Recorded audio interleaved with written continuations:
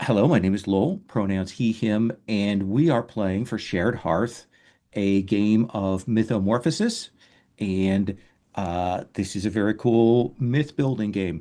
I'm going to go through what the cats is for this, what this game is like. We're going to talk about safety, and then I'm going to kind of give the big overview of what the play structure is going to look like. We're playing for 3 hours. We'll take breaks when we hit sort of stopping points. There are generations that we're going to play out, so we'll either take one or two breaks, uh, depending on where we hit those points.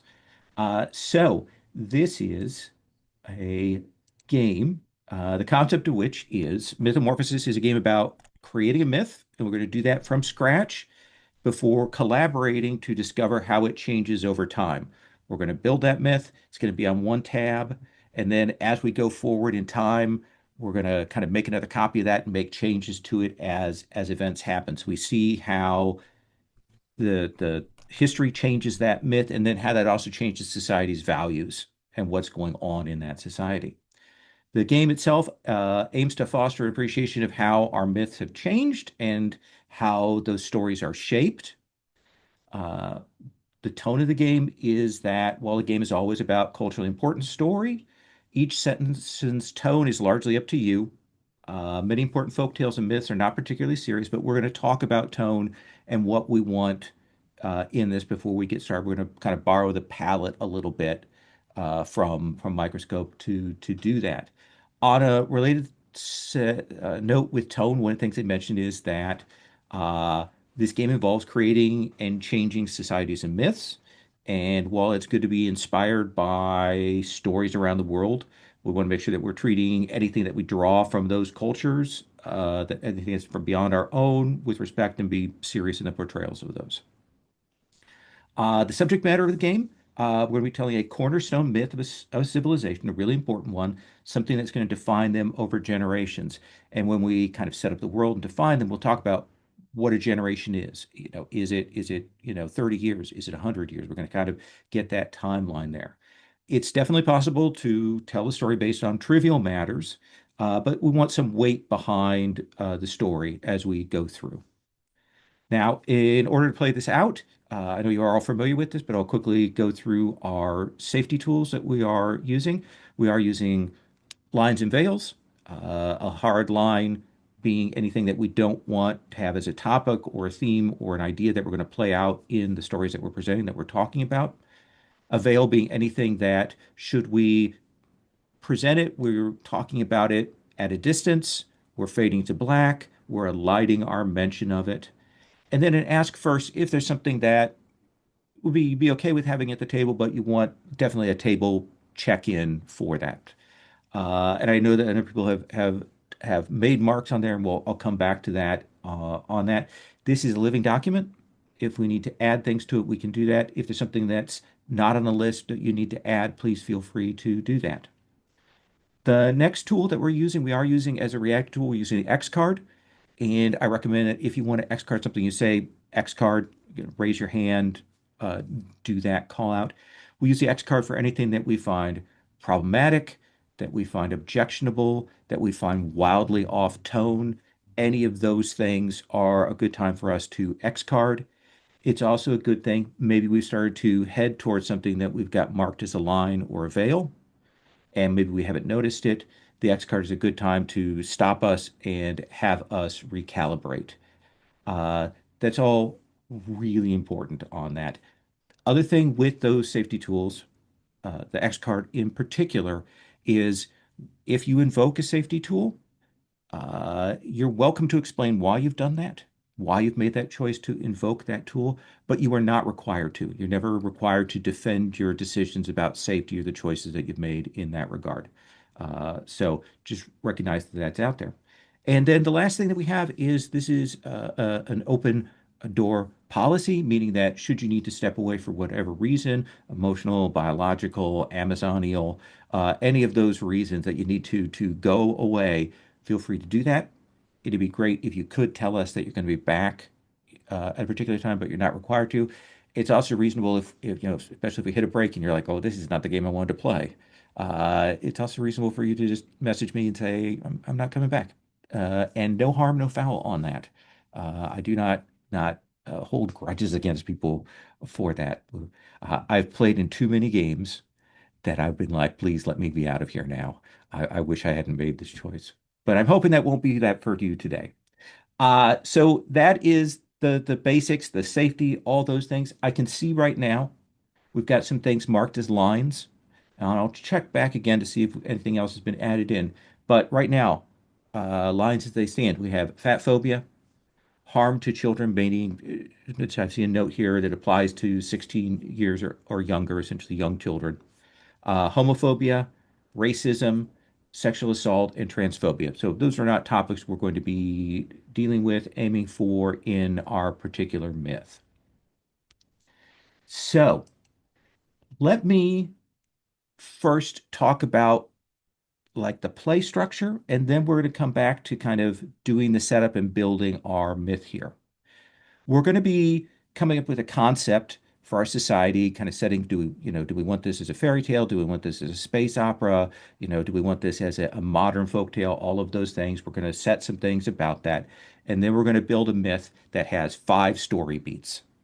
And if you look there on the tab for Myth Gen 1, you can see that across there we have those story beats that we're going to put in. These are the different steps of the myth, the different pieces and parts. And then what's going to happen is we're going to take turns in the generations that we do, and you're going to have a choice to about how you want to modify that story. And that's going to involve like parts of the story being forgotten. It's going to be about parts of the story being changed, being overwritten. It's about a part of the story splintering, that there's a new version of that particular part of the story that comes, and we kind of build another row. We talk about like what group is with that splinter, and those can develop. So we can have parallel stories that emerge, and we can also add a new story beat. We can propagate and add a new one. So those are the things we're going to be doing. After we do that, once you've added something, when you've modified something, changed something, you're going to talk about a manifestation of that in the society. And we've got physical manifestations that we can see. These are artifacts. Like if there's a sacred forest, maybe everything is built with wood. That's a kind of a physical manifestation. A social manifestation might be about rituals that are performed in the society or the way that people interact with things. And then emotional, meaning how do people feel about the myth? How do they feel about the stories that are being told, the values that are in there? And so those things are going to change over time as well. So that's the basics of how we're going to be going about building those things. Now, uh, we're going to jump to the planning page here. Uh, so I'll give you that one of the things is that we're going to start with the idea of our society concept. And the society concept basically means literally, do we want a town out in the fringes of society by the dark forest? Do we want, a kingdom? Do we want a space colony? That kind of thing. Basically, those themes, those ideas, things like that. And this is one of those points when I risk it by kind of throwing it to the table and asking if anyone has a strong feeling about the kind of story, the kind of myth that you would like to explore today, either genre or scale or something else or particular theme.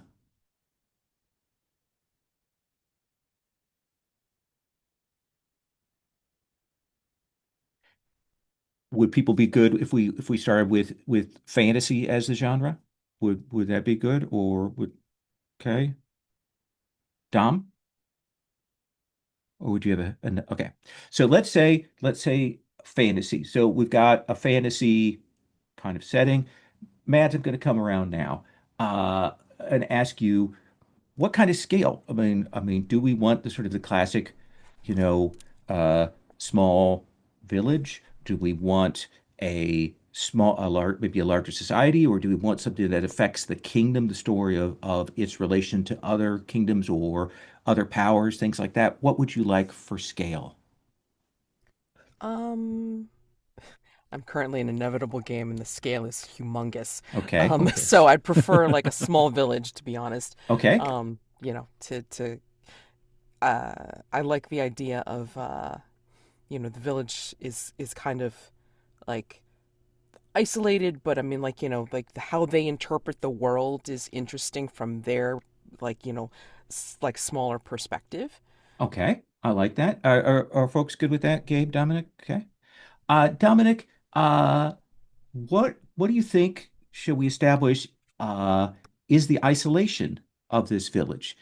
Uh, you know, is it off the beaten path? Is it a frontier? Is it, geographically isolated? Is it a port that people only rarely come to?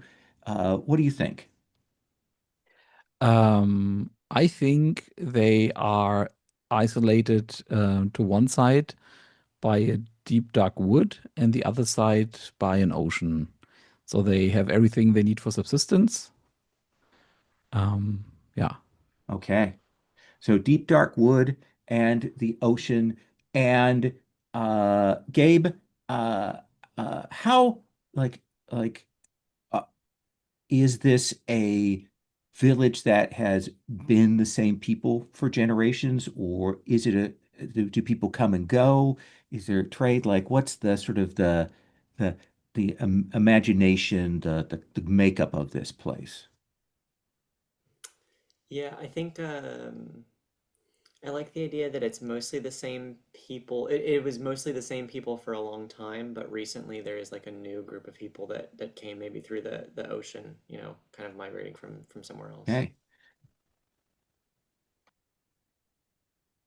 And that might be an important element of myth, but important part of what's changing in there is a long established cultural practices, new people, new voices coming into here. Uh, Let me ask you this then. We're going to come over to the palette here. We've got a fantasy setting, we've got this isolated village. Uh, we're now going to have you go around, and I want to see if you have anything that you would like to see in this kind of story or this kind of game that we might not normally see, or like if there's a particular theme or kind of fantasy, like I don't want dragons, like that you want to have on the no side of the palette. And it is fair to say I'm good with anything, or I don't want to put it on there. This is basically to maybe establish a few baselines to begin with. So, Gabe, I'm actually going to kind of come Catan order with you. Anything that you would like to add to the palette as, a signpost that we want, or that, a warning sign that we don't want? Yeah, I have kind of a question about this. I'm not super committed to this, but I'm curious. So, um, it seems like there's a difference between like the myth itself and then like the world in which the myth is told. Hmm. So I'm curious, like fantasy elements in the myth versus in the world that the myth is told in. You know what I mean? Like, Oh, so because how we fantastical is the world? how Is kind of fantastical is the world of the world outside the myth? You know what what I would mean?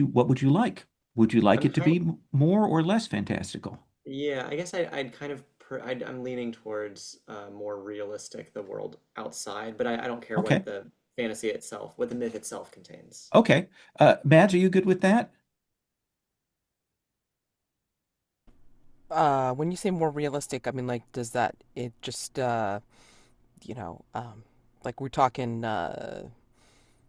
medieval Renaissance hardship without like any kind of like magic or anything like that, or like at least some magic with some possibility of like because we have a deep dark wood, right? I mean, like the possibility of like strange woodland creatures in the supernatural. I mean, like I just want to know like how fairy tale we could possibly be with this, right? Because again, we got some possibilities. So What do you think, Gabe? Do you want kind of low fantasy where those kinds of things are fairly rare, but we we believe they exist, but how much we actually see of them maybe a little more questionable. Yeah, I think that's fine with me. Yeah. Okay, does that work for everybody? Okay. Okay, I love fantasy. And of course, I'm going to, by the way, you'll see me typing, and I'm going to type very badly on there. Dominic, what would you like to add to the yes or the no side of the palette Mm. here? To the yes side, I would like to add, and I don't quite know how to phrase it succinctly, so I just talk a lot. Succinctly phrased, maybe it would be Appalachia slash Pacific Northwest. And what I mean by that is like as a mood. And what I mean by that is like chthonic horror or chthonic beings, like old knowledge, um, things in the deep dark woods, rain, that Yeah. kind of thing. So Appalachian mood, old forces of the world.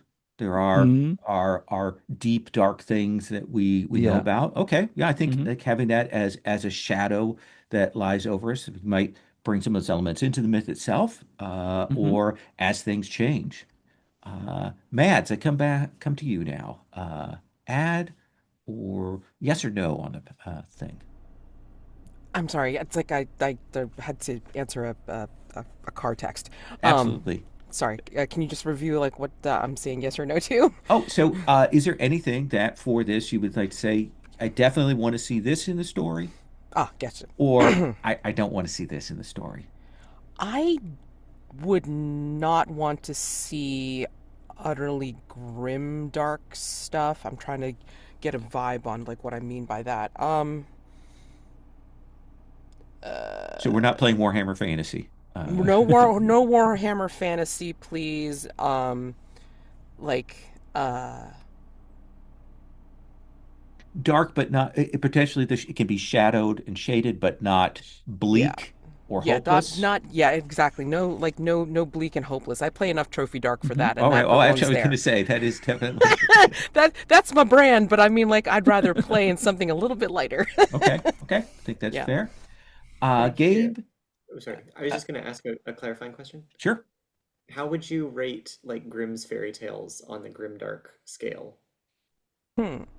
Just so I You know have a what? To better be idea. honest, like I find Grimm's fairy tales to be like, like darkly humorous, to be honest, because at least there's some hope where it feels like the wicked stepsisters get theirs and Hmm. like there is justice come round in the end for the wicked witch and that kind of thing, right? So like when I'm talking grim dark and tragic, I mean like you know even though some entitled people like may get like some strange comeuppance or whatever, there's still the possibility of being good, but Hmm. then like you get twisted and changed in the end still Okay. with a game like Trophy Dark. So, that's kind of what I mean. But Grimm's fairy tales again, I always find like to have like some sort of like humorous side to it on a dark end. So, The yeah. universe is not hopeless, bleak, and unfeeling. There is a world that's out there. Like it Uh, makes sense that like in the end of Red Riding Hood, right? That the wolf gets fed stones and gets thrown into a river or whatever, but it makes sense for that kind of story. But mhm. it's like that's a win for the heroes kind of thing, right? So we hope so anyway. Hope. Uh, so back to you, Gabe. Anything else you would like to add to the sort of yes or no side here? Yes, or I guess this is a yes. Like like non-European cultural elements. It doesn't have to be like strictly non-European cultural elements, but I like, uh, my own background in like myths and stuff is a lot of like Middle Eastern and South Asian myths. So drawing on Absolutely. that. So we'll try to play around with that. So we have other kinds of ways that we relate to spirits or creatures or things like that in this setting. Uh, Dominic?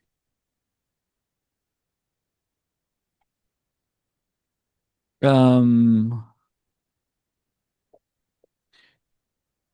just to put it out there, I think it's not our vibe anyway. but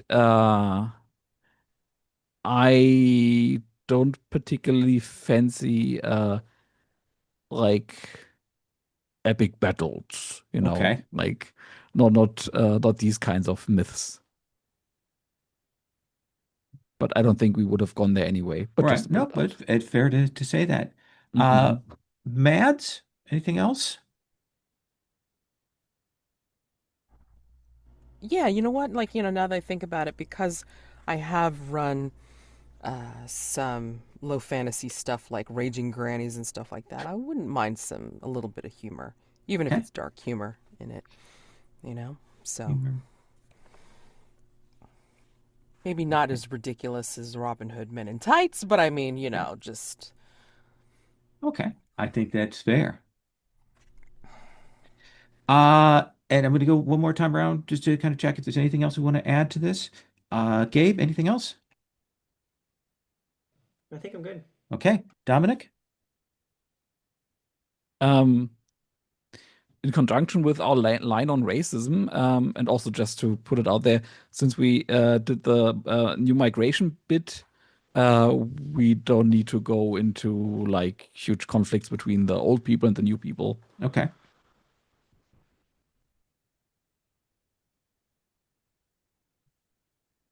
More a question of how their appearance is changing things rather than being a battle between them, a clash. Okay.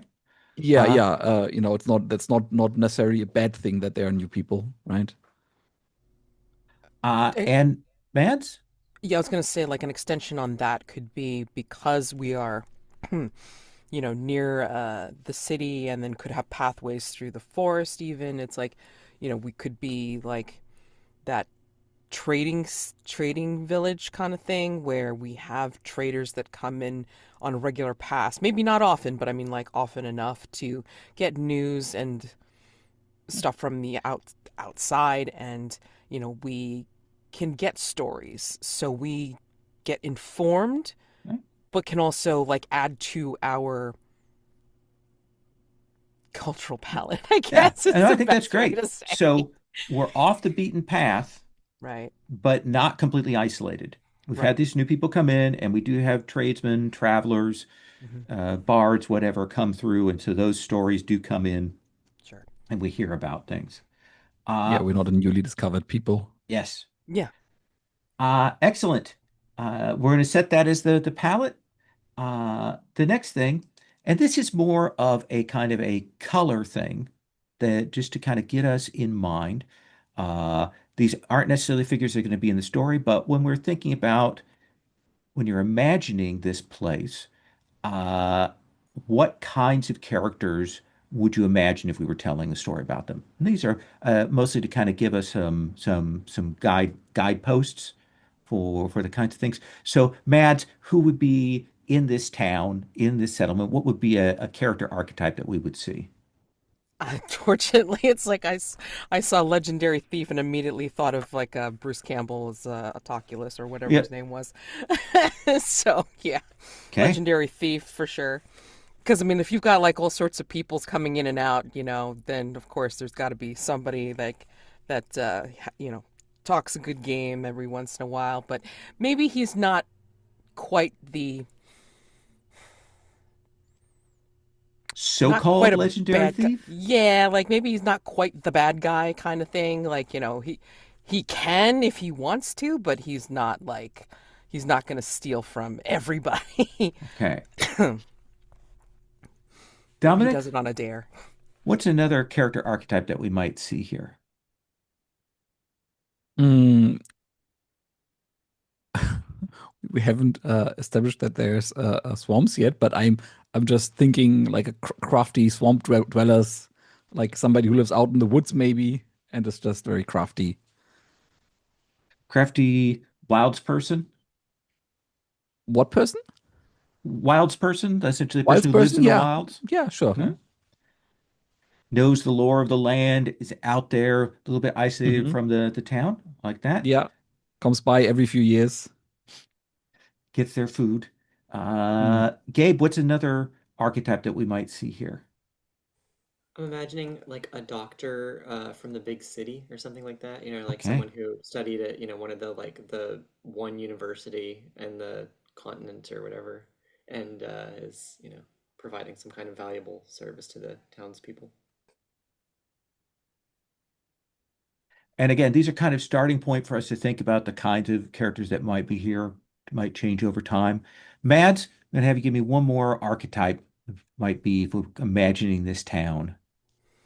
Oh, it's like, since we're talking about fantasy, it's like I don't mind the tropes, which you have to have, like, the innkeeper slash oldish warrior that still keeps their hand in, keeps somewhat trim. Okay. Um, Innkeeper slash retired warrior. yeah. Okay. Dominic? hmm Playing off the doctor from the big city, where the doctor to me sounded more like the bright-eyed and bushy-tailed person who is really interested in the community. We also have a buffoon from the big city Okay. who, I don't know, comes to trade or whatever, they try to do. And of course, they know everything better than the locals. Absolutely.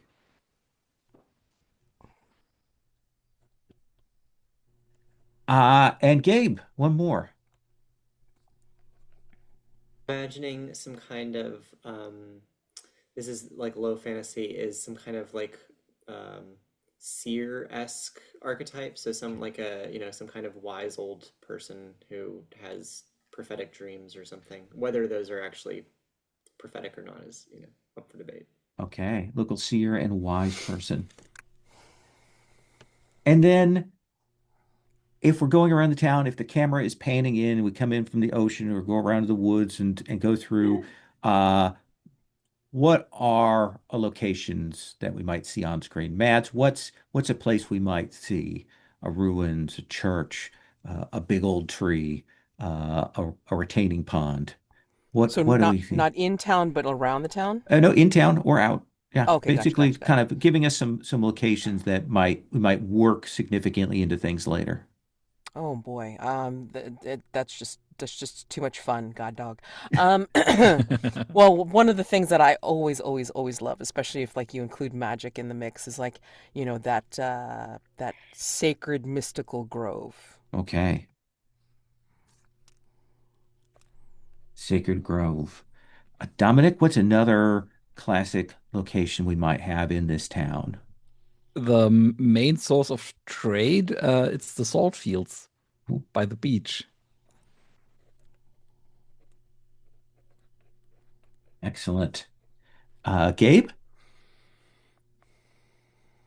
Like a big market square or like plaza for the, all the townspeople to trade with each other and talk to each other. A real central point where they go on the trade day, the gathering point, where the hue and the cry is put. Excellent. Mads, one more location for our town. Oh, of course, the Sword and Sling Inn.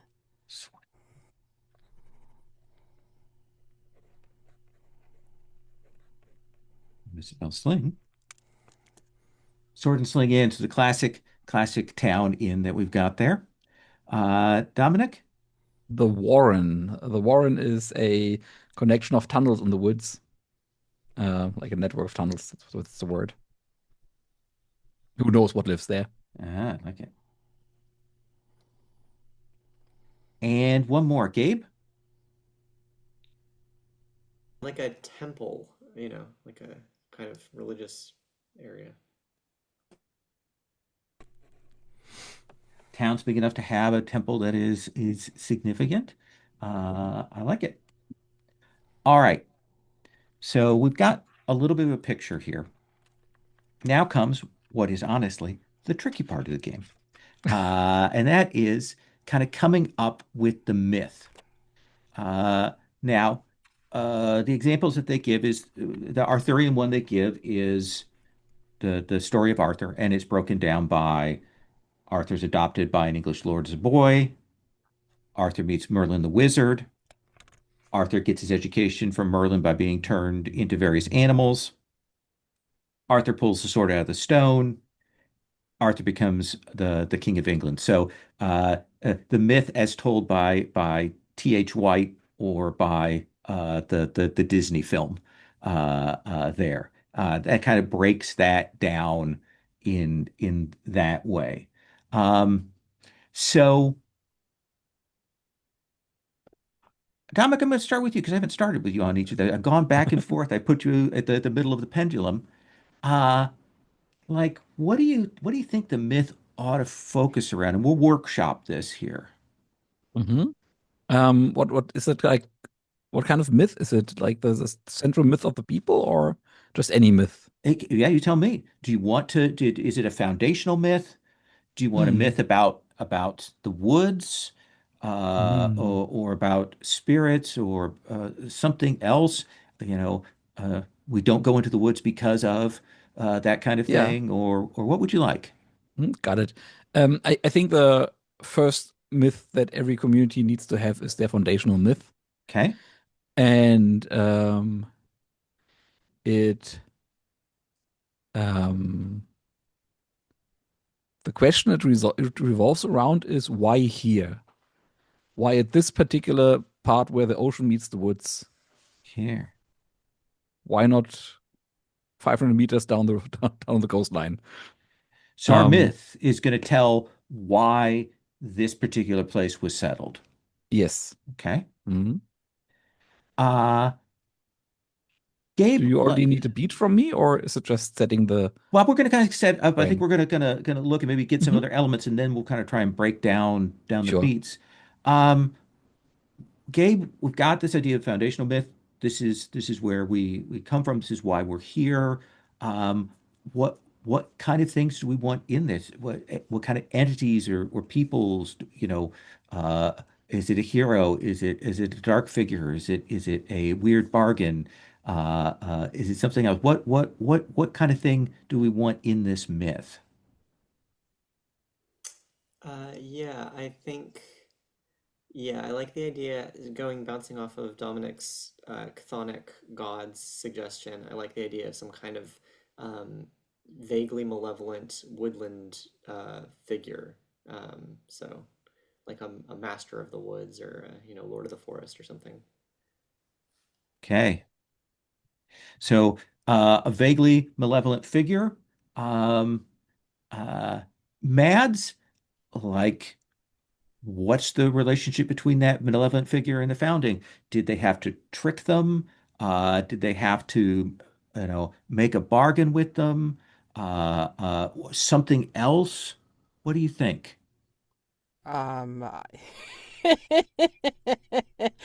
oh man, I was going to say like, like another weird ass trope was going to be like somewhere in here was going to be some kind of romance.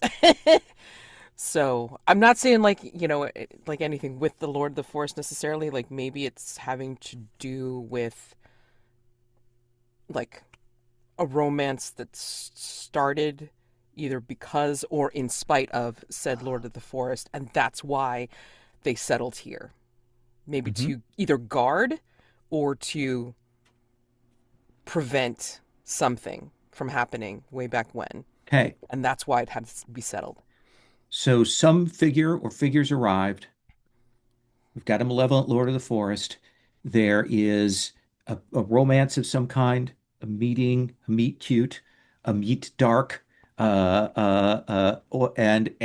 because of that, what rolls out is that this is the place they need to come to. Does that sound like kind of a line? Yeah. Um, so Dominic, do you want to start from the end beat? Should we go at the end, or do you want to start from the first beat? Like let's kind of sketch. And this is again, we're going to workshop this. Hmm. What beat would you like to start with there? Maybe I'll say what the beat is first, and then we can think of it Yeah, where it I think should that's go. fair. So the idea I have is that the Lord of the Forest and the Lady of the Water, that is the love relation there. And either they were supposed to meet or not meet. And the city is kind of the meeting point. Maybe there was some, like in that story, there was some sort of drought, and settlers were tasked to marry the Lord of the Woods and the Lady of the Water, and that is why they founded this city. Sounds like a starting beat. I think that is. So, Hmm. Lord of the Forest and Lady Water were They needed to be joined in order to create fertility in the woods, okay. even though it's salt water. I don't know. Myths. Maybe these are special trees that can only be near the water. Who the hell No, knows? that's why there are the salt flats.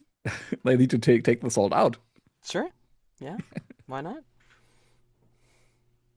Maybe there's something weird about like the warrens underneath. Like we can see the salt like Mm. Well, I like pulsing that. through the tunnels and shit. So that first beat is the Lord of the Forest and the Lady of the Water need to be joined to promote, create fertility, but there was a drought. Hmm.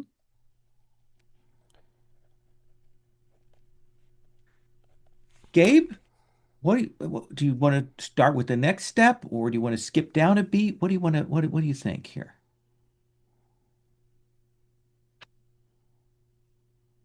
Trying to think, I think there has to be some kind of a voyage, but I'm not sure if it's a voyage through the forest or th across the sea. You know what I mean? Hmm. Um, there has to be some kind of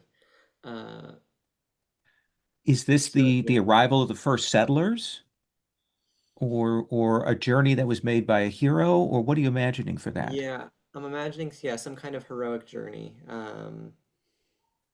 Imagining how would you solve a drought? You need water, but you need fresh water. Oh, yeah, yeah.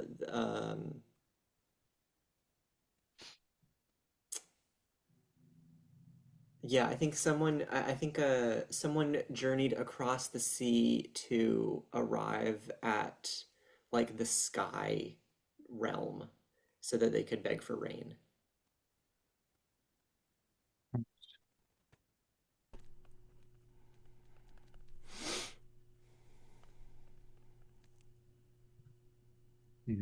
Big or ring. Who is that person? Do we have a name for them? Is there an archetypal role that we want to say?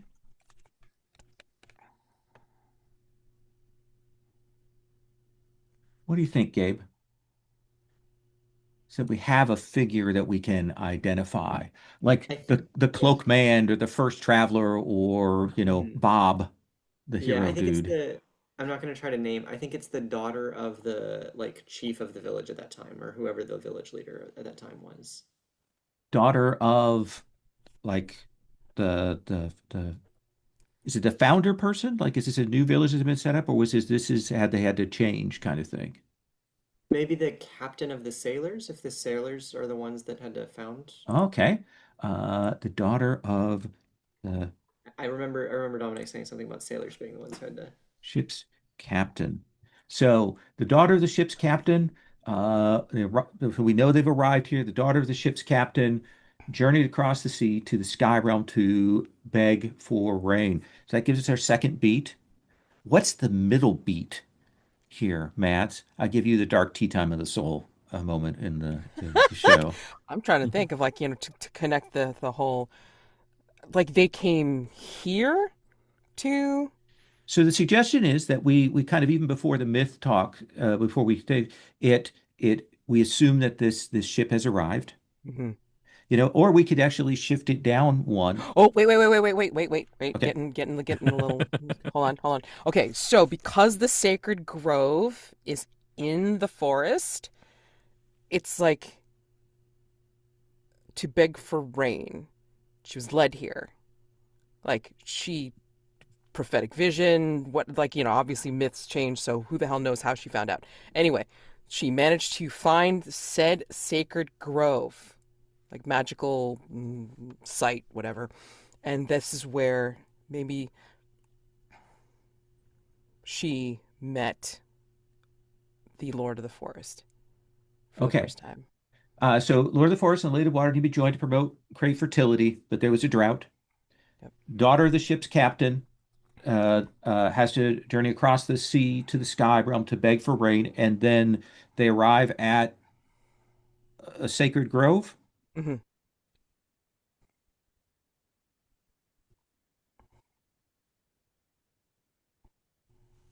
and they uh meet who? I mean, that's what I'm trying to understand. It's like, it's like this is the first. Is this they're meeting an aspect of the Forest Lord, or is this another figure that they're meeting that will give them the reign? I mean, like I'm thinking that this could be an aspect of the Forest Lord, so this way it's like, maybe this is the representation of the romance. I Okay. mean, like, maybe they didn't realize that they were avatars of their respective peoples, like respective entities, right? Okay. So, So a daughter arrived at the sacred grove after doing this journey and met like a face of the Forest Lord, like some version of them. mhm, So what do yeah. we want to call that face? Oh God. Do, do, do, do, do, do.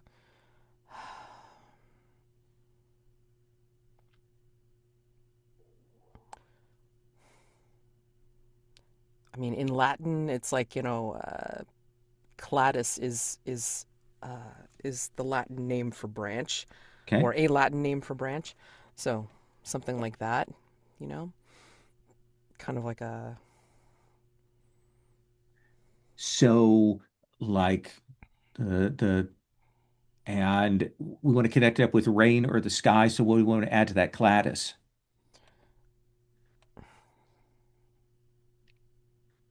My Latin is so gone these days. So The only reason I know is because I was looking it up for something else. hee hee. Um, oh, you know what? Like maybe it's because these specific trees reach up to the sky. Ah, okay. So they almost look like they're in supplication always because of the way they reach up to the sky. Let's call him, if I may suggest, the sky-reaching Cladis. Yeah, This there you go. is the branch of this woodland figure. So there is the meet cute as they arrive at this sacred grove. Uh, Dominic, I come back to you. Do you want to say what the event is that change that allows this, or do you want to talk about what the end bit is? What do you think? Mm,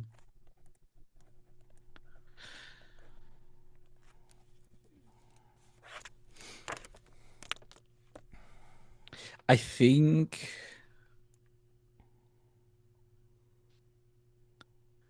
the next beat will, because the question that we are trying to answer is why here? Hmm. So there's something that is happening here, nowhere else. And that is when, and I like the idea of both of them being avatars of their gods. So they're in like human form, and they do what young people do, and they conceive a child. And the child between the two of them is what will later become the endless fount.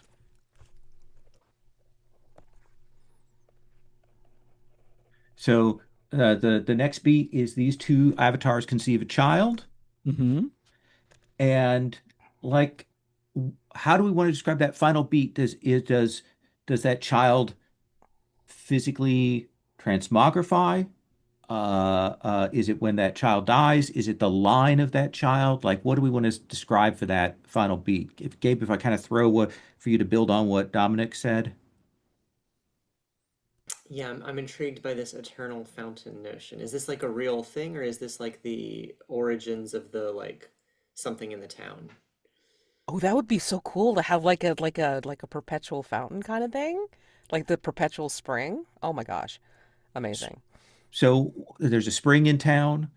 Like, what is the thing? Did the child become the spring? Did they bless the spring? Is it just that their presence in their line does this? What do you think is what does the myth tell us about that? Okay. I like let's see.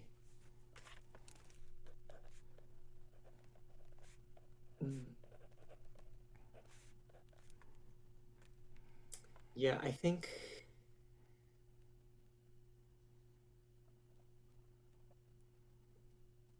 I got it. I got it.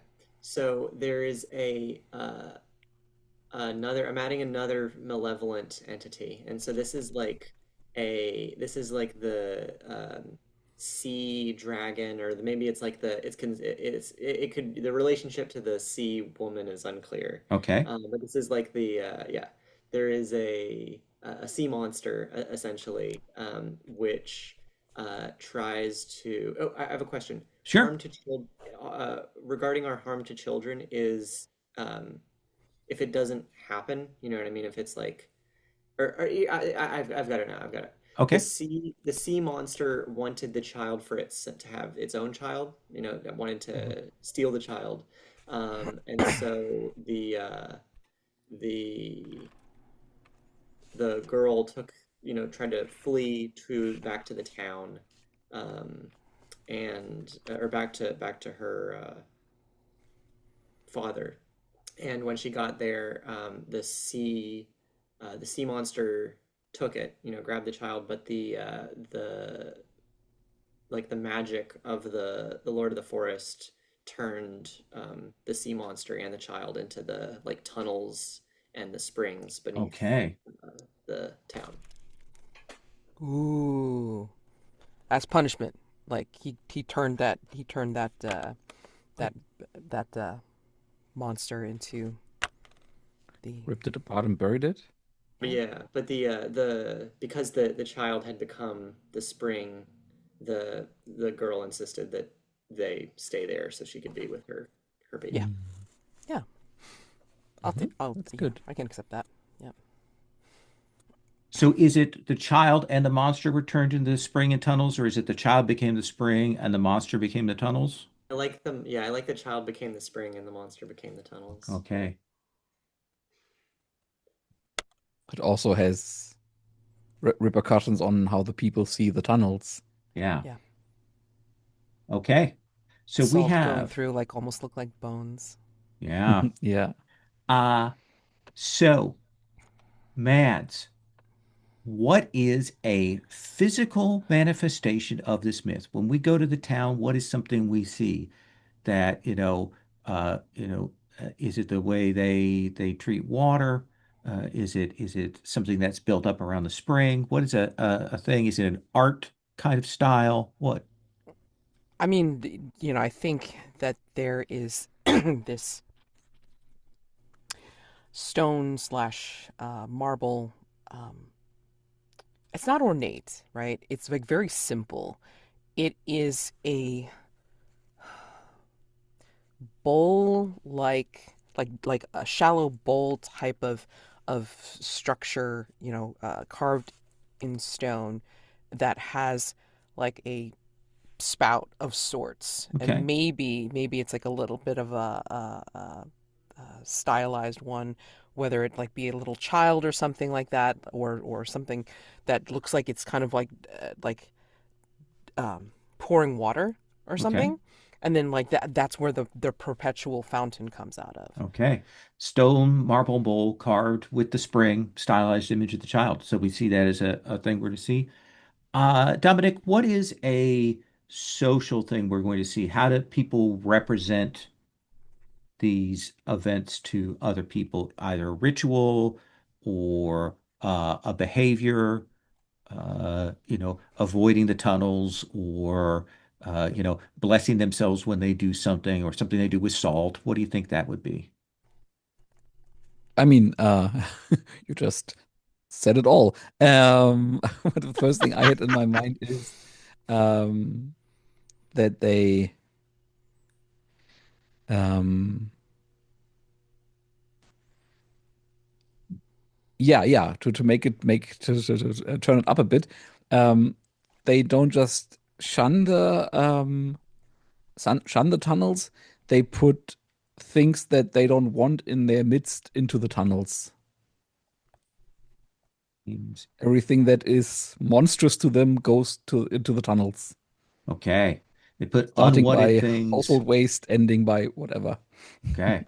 I like it. And then, Gabe, what is an emotional manifestation? How do people feel about this myth? Is it a question of fear? Is it, a sense of romance? What do you think that would be like that we want to have here? Yeah, I think that the Yeah, I think that there's a very significant like kind of emphasizing the romance that this is like the Ur romance story for the people of this town is the Okay. courtship between the captain's daughter and the branch that reaches the sky. All right. So that sense of romance is highly valued. People are attached to that. All right. We're going to take our first break here. We're going to take 10. We're going to come back and then we're going to start messing with this myth and we'll walk through Yeah, it. Okay. Cool. nice. All Okay. right. Hmm. So we are going to begin in a moment play and we're going to be working off of the on the tab there. It's called Myth Gen 1, which is the one we're going to modify. I'll talk about what you're going to do in your turn in a second. We've got kind of two things to decide before that. Uh, the first of these is uh, how long you think a generation is. Is this sort of a folk tale thing where it might change every few decades? Is it maybe a little more ingrained and it might take a century to change? Or is this sacred texts that take longer? Anybody have a strong feeling one way or the other on that?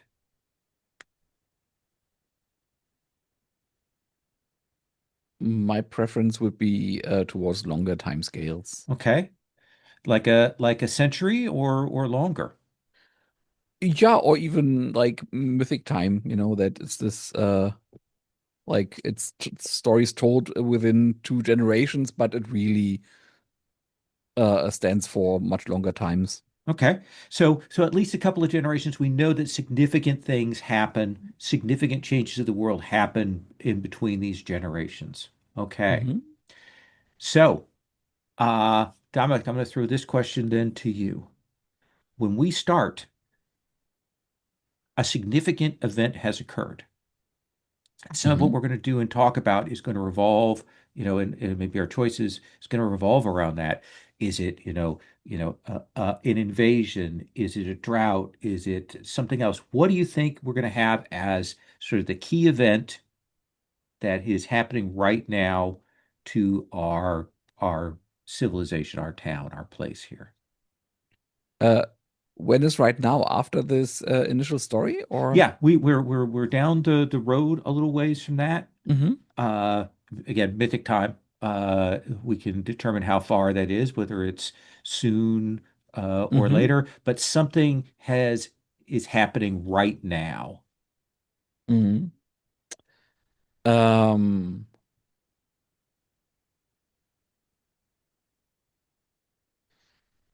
I think what is happening right now is that the forest gets sick. Okay. Like the trees are losing their leaves. The new trees are small and spindly. Something is wrong with the earth. Forest sickens. Mm. Something is wrong with the earth. All right. Now, I'm going to start out with you. And I think the order we're going to go in is you, Mads, Gabe. That's how we're going to kind of spin around here.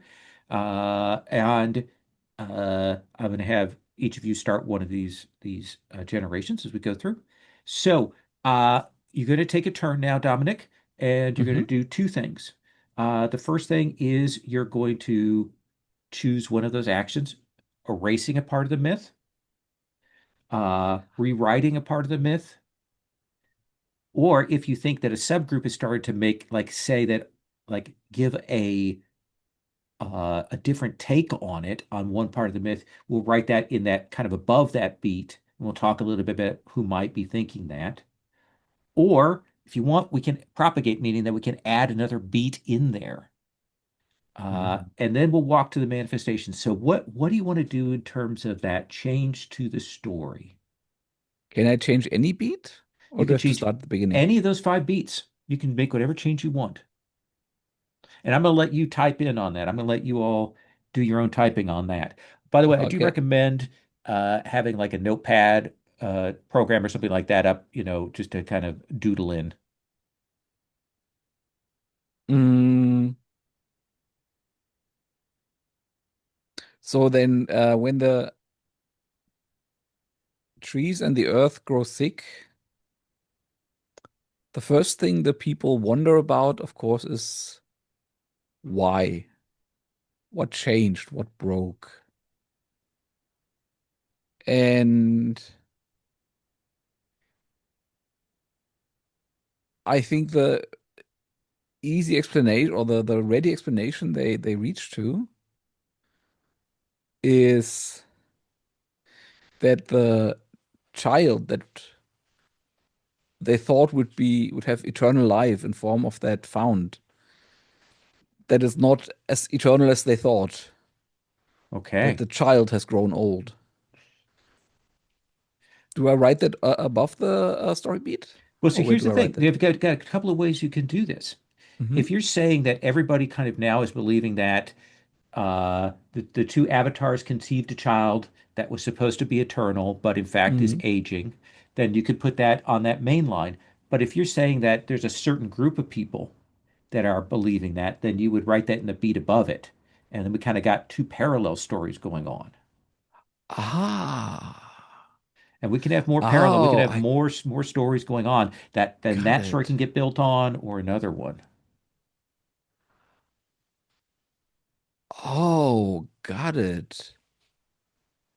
Oh, that's cool. Does that change anything for me though? Mm, yeah, I'll write it above, and there's a so um many people, of course, think that maybe I'll start with what many people think. Okay. Um, so and it changes the myth. So no, no, I'll start with what the minority thinks, and then Okay. somebody else can fill the rest. Sure. Um, some people think, as I said, the uh, eternal child has grown old. I like that. So what do you like what kind of people do you think this is? Is it, a religious faction? Is it newcomers? Is it old comers? Like who do you think is kind of starting to talk about things this way? I think it is alarmingly, it is the clergy, or at least a faction of them who have some old, like, you know, the the the texts were not always text. They started out as oral tradition, and there has been the suspicion, and they have been very cagey about it, but there has been the suspicion that they might have made a mistake somewhere along the way in the translation or in the way they phrased it. And now a splinter group of the clergy is like, yep, we told you. Excellent. Now, we're going to have see a manifestation of that. And it could be physical, like something we're seeing, particular graffiti or a change in Hmm. how people approaching, or the social, like there's a split in the clergy, or emotional in terms of how people are reacting to things. Like, what do you want to put in there? Me again? Yep, yep. You get to choose Mm, this. You're going to do both parts of this. okay. So the manifestation of that is that there used to be the custom that women went to the eternal fountain to have their own children if they could at all, and if not, the children were at least like sprinkled on the head with the water. And the children of that village used to be very healthy, and they're not anymore. Ooh. So children less healthy. Okay. I like that. That's a nice piece of mystery there. Uh, Mads, I come to you now. What is another thing?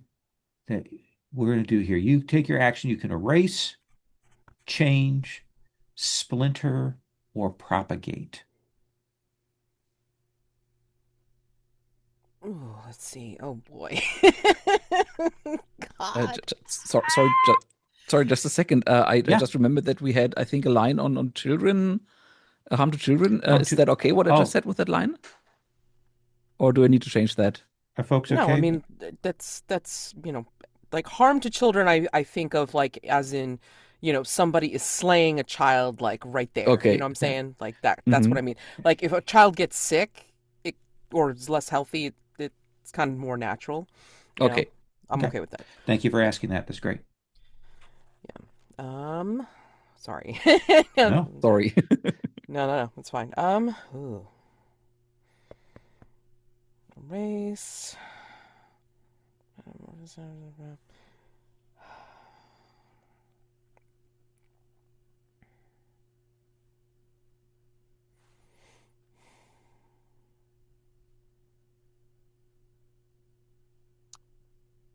I think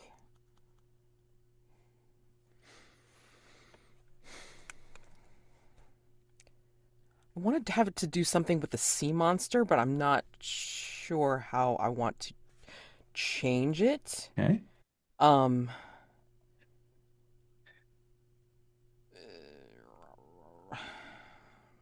Have So let me kind of talk. There are a bunch of different ways you could do this. Maybe it's mhm. a different myth. Maybe something that venerates the sea monster, and we have a splinter that way. Or maybe it's Mhm. something that's added on to this story that people are telling about being old. Or we might be rewriting who the sea monster is in the story, which we Yeah, you know because what? Yeah, like my thing is that, and I don't know how this works in terms of the actions, but I mean, I was thinking that the sea monster is actually someone who wanted this ship's captain's daughter for himself. okay. And he ended up becoming known as like the sea monster because maybe he was like more like originally piratical, like kind of like you know was trying to get her to turn around or not let her like reach the you know opposite shore or whatever, the shores of this particular land or whatever. And so therefore he was basically the opposing third in their in So their it feels romance. like we're adding kind of a new dimension, a new element to the story, right? Yes, So yes. where do you want that element, that beat? Where do you want it to fall? Between which beats? Hold on. Okay, so I think it fits between Daughter Ship Captain Journeys Across the Sea and Ship's Captain Arrives. You know what I'm saying? Like, Okay. so basically, he's like kind of either on the journey or he's harried her on the way to get to this particular shore. Okay. Like, cause he like he's like either wants her for himself, or he doesn't like believe like her visions, or that she should do this. Okay. Maybe he's Type like it in. that I've nice guy. I've put I'm trying to a figure new this out. beat Okay. in there. Yeah. Type in Thank you. what this new element of the story is. Okay. So, um, let's see. Whoop. Ah, where am I typing this thing? Wrong place. All right. So, pirate captain. I'll come up with a name later. Sure. Uh, to be known as the sea monster.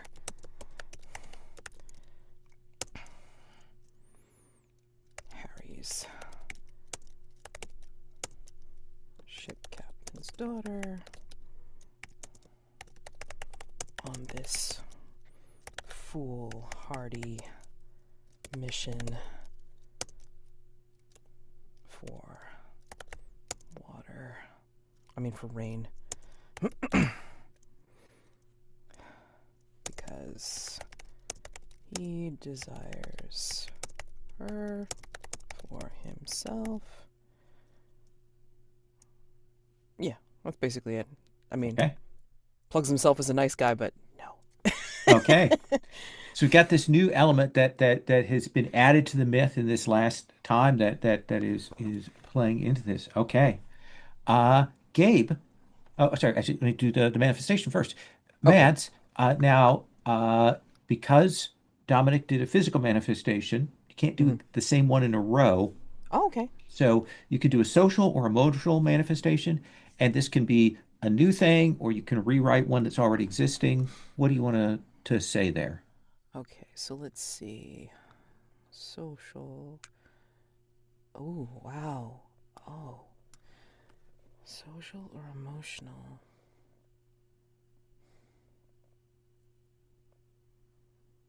I mean, either one could work. Damn. Uh, they put the unwanted things into the tunnels.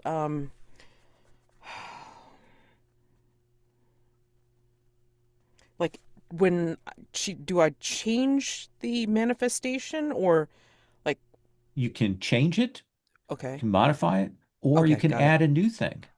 got it. Um,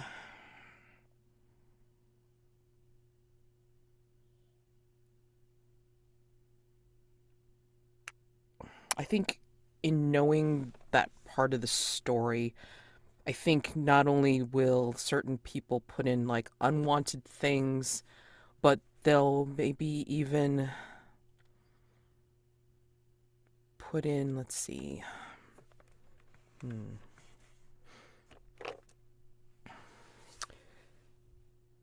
false valuable things. Interesting.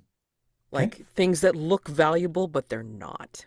As kind of like a fake offering to the sea monster. Like ghost money kind of things. Yeah. Okay. Yeah. Hey, put that in. Okay. That's cool. I Fake like that. valuables. Whoops. Hey, put in fake valuables.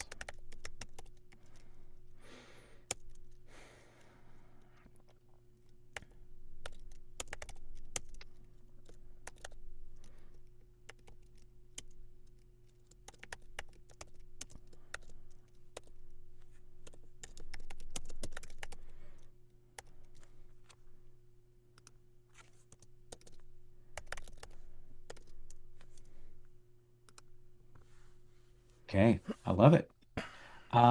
Gabe, what action would you like to take to modify our story?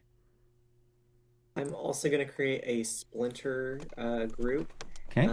And I knew as soon as the pirate captain was mentioned, what I was going to do. So the splinter group believes that the pirate captain was actually the true lover of like the sea maid, and so their child, the eternal child, was their offspring, and that Nice. the Lord of the Forest actually demanded the child as like a sacrifice, not like a, human Okay. sacrifice, but like as an offering to give rain. And All right. so, So yeah. I've put another story row Mhm. below.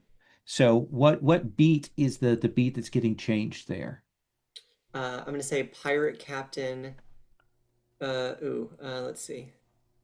These two avatars conceived a, yeah, I'm gonna do, instead of these two avatars conceived a child, it's gonna be the forest, the sky reaching, or yeah, sky reaching Cletus um demands I'm gonna call her the sea maid, the captain's daughter, the Nice. Okay. sea maid's child by the pirate captain as a an offering.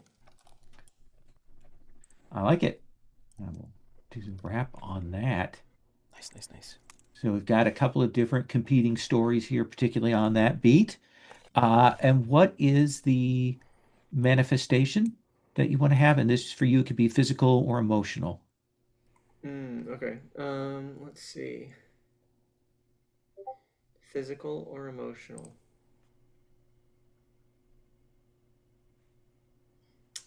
I think I guess physical. Yeah, yeah. I think a lot of the fishermen in the town, or people who kind of make their living by the sea, start to adopt iconography of this like pirate captain because they're Oh, the ones who think he's like the hero, of the story, I like or it very much. yeah. So, um, fishermen, sailors, etc., adopt pirate captain iconography. Excellent. And then Dominic, we do four Hmm. of these on each one of these. So we come back to you and you get a second bite of the apple here. Hmm. So what would you like to do for an action? Mm. Because I was listening with rapt attention and didn't think ahead. Hmm. I Oh, we just had a physical. Because I have a strong physical image. No, let's go with. So I start with the manifestation first and Nope, work nope. my way First thing you do there. is you're gonna modify the story. I know, I know. Um, I see you're thinking backwards is kind of what you're thinking yeah, yeah, here. yeah. Um, so the and I will go against the rules and say my manifestation first, and that is Sure. that the um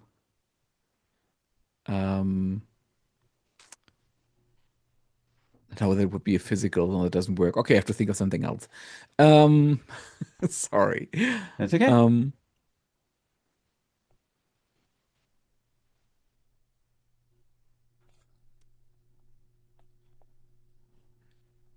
there was something that Matt said earlier that I really found interesting, and maybe I can build on that. And that was the idea um of evil or bad salt in the tunnels.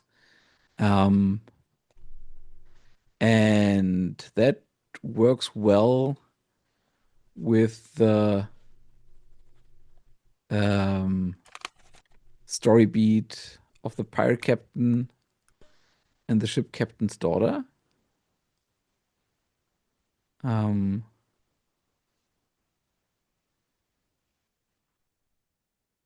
in that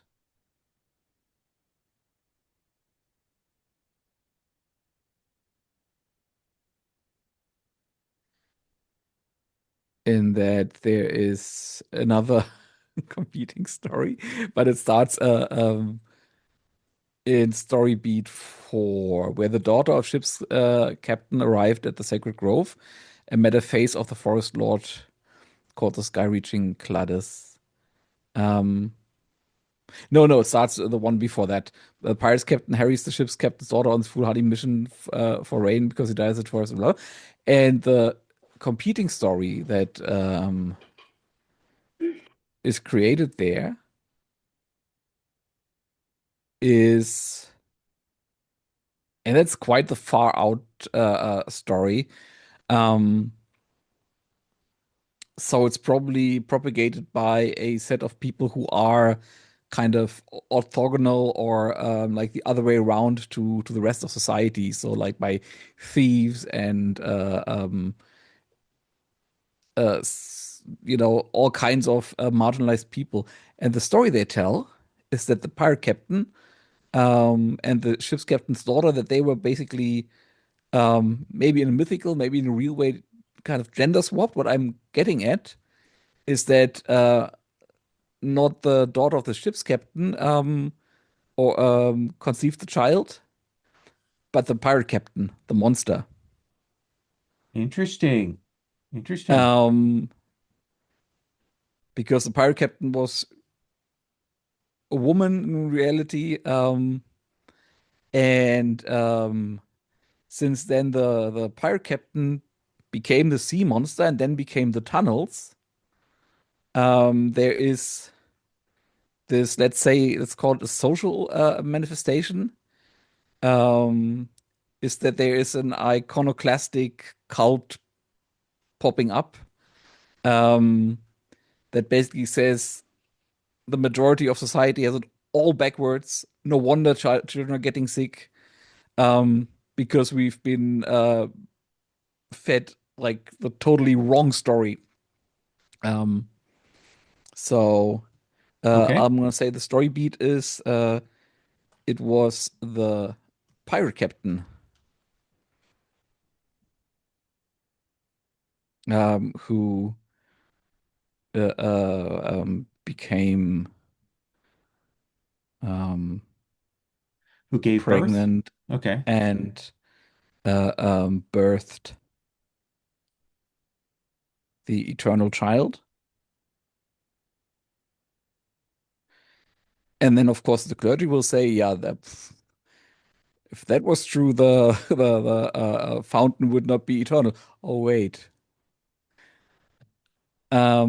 And the social part of it is a iconoclastic cult of marginalized, of mainly marginalized, or carried mainly by marginalized groups, emerges and um, demands radical change. Okay. They're kind of thinking backwards a Yeah. bit by like finding a story that justifies why everything is wrong. I like it. So we've got like this event has caused some significant changes in our society, in that we've got these three different splinter stories, as well as this evolving narrative. Like that seems to be maybe at the crucial heart of this evolving narrative about the monster's role has changed. And then lots of things have fed off of that. So that's that generation. So what I'm going to do now is I'm going to duplicate that tab, and I'm going to rename this duplicated tab to Myth Gen 2. And that is where we start. As we go down a generation, that happened, you Hmm. know, a couple of generations ago, which is our mythic time. A good deal of time has passed.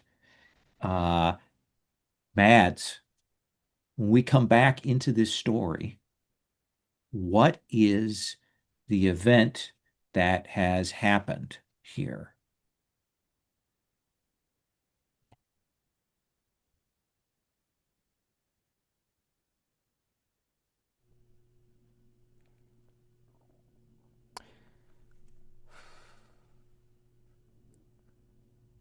I think there's a there's advancement in um, medicine. I mean, for these low fantasy times, of course, Okay. there's advancement in medicine where as more peoples come in because of the trade, um, I think the more knowledge comes in, more advancements come in, and it's like the children are healthier now, and Okay. And I what's this? think Like, let's make it a concrete event. So is it the arrival of a new medical tech, or a new medical practice, or is the arrival of a new physician, or like what is the significant event here? yeah, I think there's like a new like through previous generations that have kind of gotten passed down and such and so forth. I think like just the influx of knowledge. So it started with the one person, and they've kind of started the culture of being open to more advanced thinking and being open to knowledge. It's like you can't just blame it on a magic fountain, okay? You gotta you consider like what's really happening to people as a physical whole. So they're they're including some you know Okay. faith and magical techniques, but they're also considering uh, physical traits and Okay. medical techniques that they can include in this. Yeah. So So yeah. so Um, what is the event? What do you want to write that in as to give us some concrete thing to hook this on? mm, just trying to think of what it would be. Um,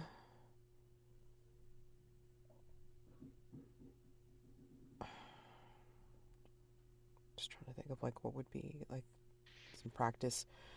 Um, Is it a new medical text arrives?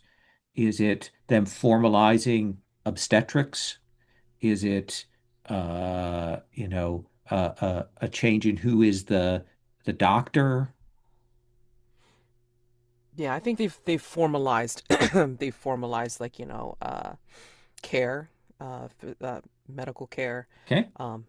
using a combination of different techniques, um, and it's helped with the culture and basically have opened them up to, like kind of like looking at Grey's Anatomy and going, ooh, but their version, and uh, it's been helping a lot, and everyone has noticed the improvement to the uh,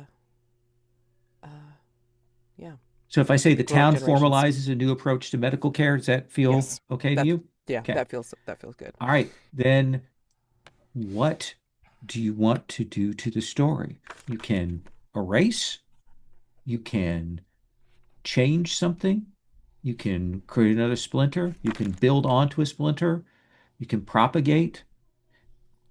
Like certain stories might get expanded in directions. Hmm.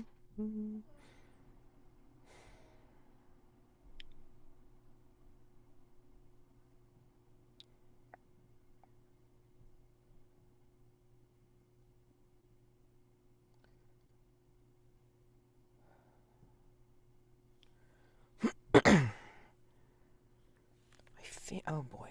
Hmm.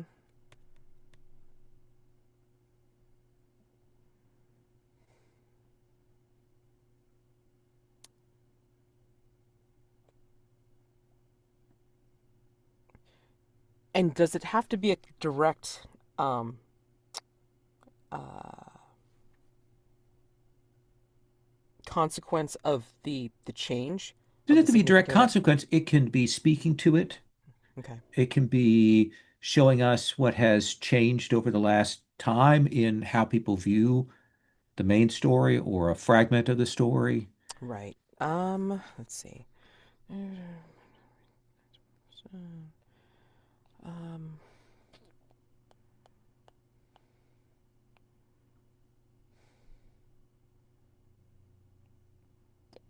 I don't want to change this. It's like, oh my God, what? Hmm.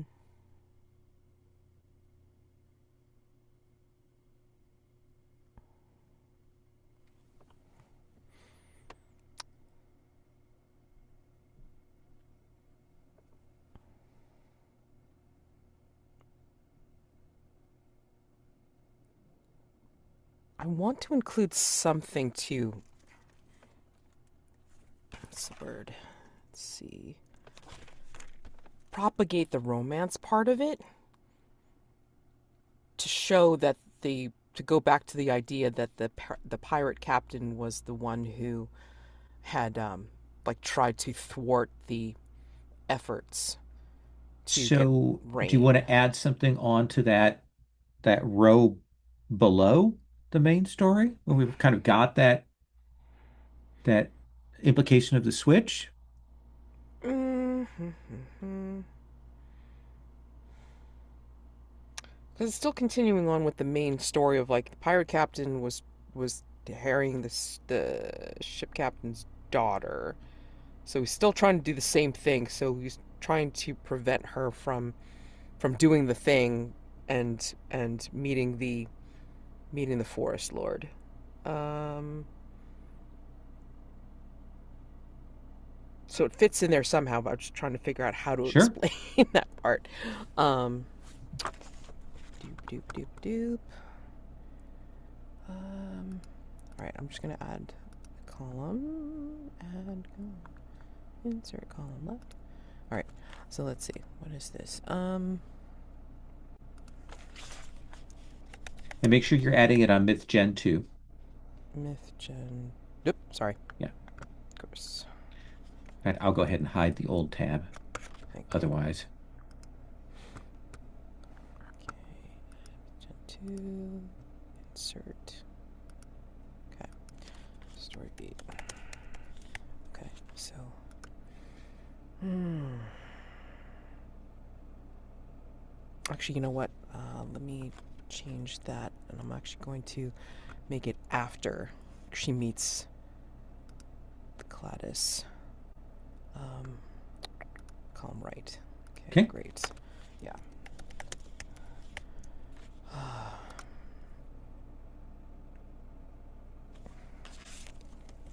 Because all good romances need a villain, so I'm thinking that maybe the pirate captain kidnaps shipmaid. I mean, that's what we're calling her. Need to prevent this union from happening.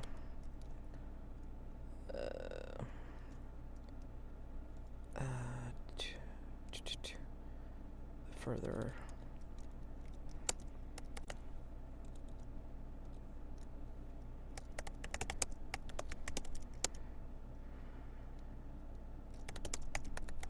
Happening. Forest Lord.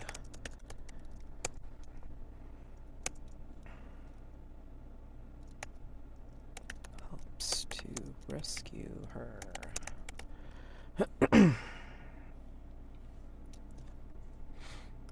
I mean, that's like a tale in itself. Okay. So, yeah. So what do you want as the manifestation here?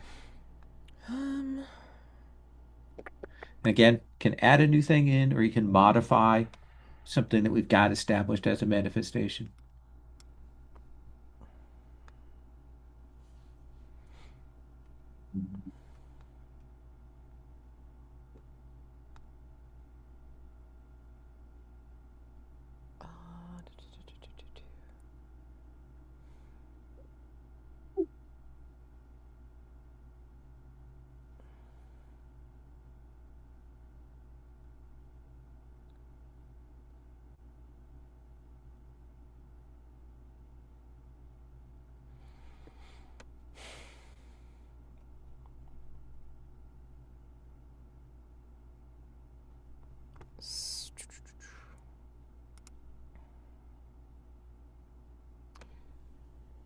Sacred Grove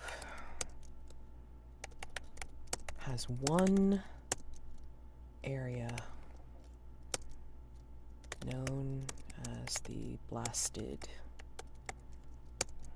Heath, where the pirate captain accidentally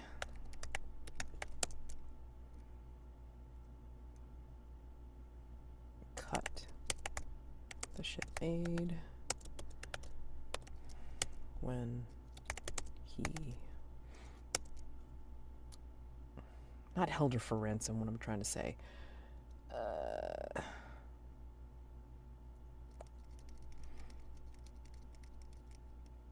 Held her captive? yeah, that's fine. Held her captive. Yep. All right. I don't think he. I don't think he knew. Like the story is like he Right. did not know that he was on sacred ground. Okay. So this is something, in sort of manifestation of this is something that people are now saying. There's a spot in the grove, and now they've kind of assigned this meeting to that spot. Yeah. Right. Okay. Yeah. Gabe, come back to our myth. Uh, what action would you like to take?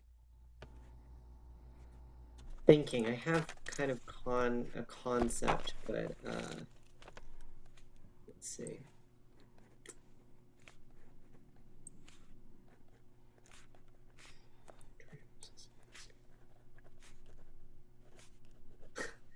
Uh, yeah, I think okay, this is my idea. I think that going with the theme of new medical, kind of bouncing off the new medical care and this Hmm. idea of like the big city doctor, I think there's like we're having kind of a scientific enlightenment moment.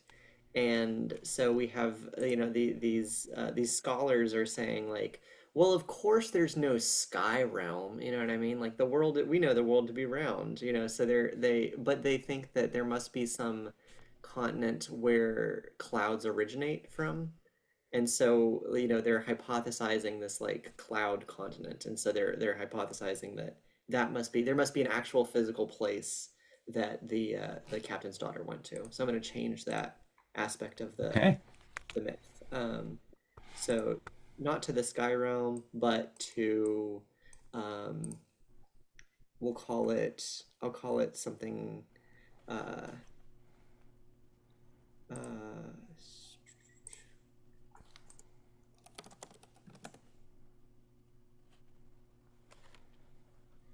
uh, yeah, we'll call it cumulonimbus or something. Okay. Cumulonimbus land. Nice. So they've begun to kind of say, well, we have this old tale of this mythic place, but we know that it is in fact a real place.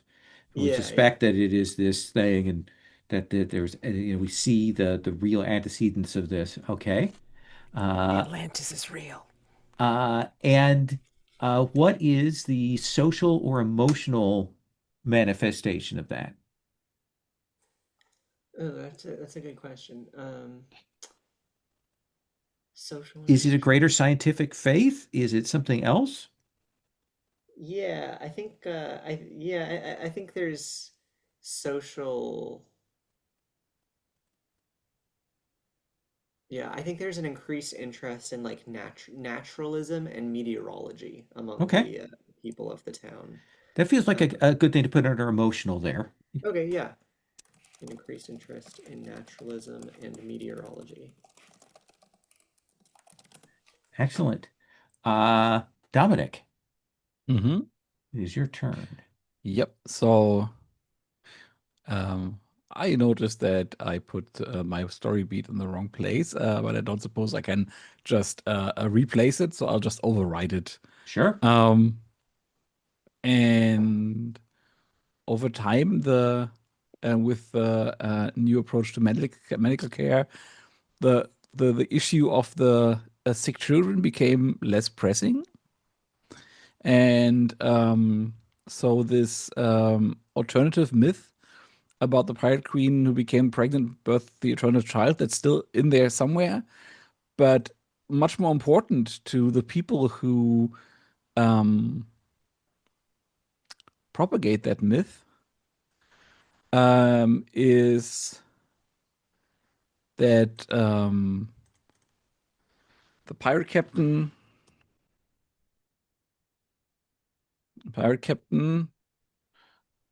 she, her, um, and the uh, ship captain's daughter were lovers, and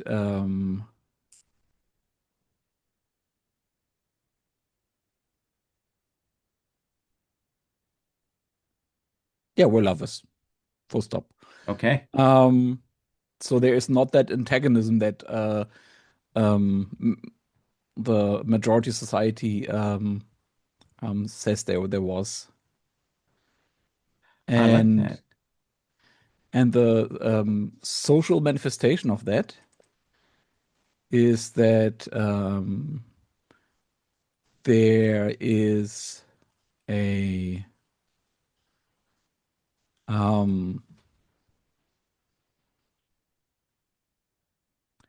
some sort of like commune that is forming in the woods I under the like that. guise of like we have two characters that fit there, either the local wise person or the crafty wild person, or maybe both, or maybe an amalgamation of both.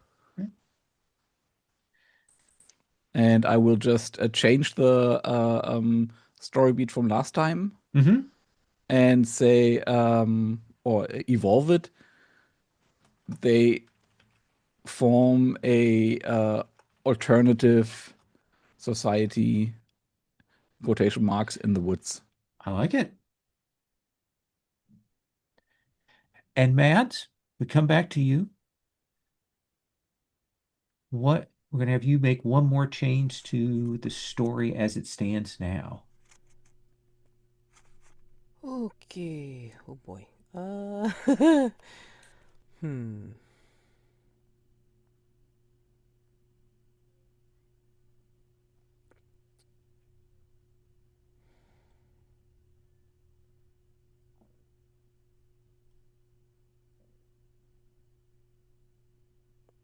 Hmm.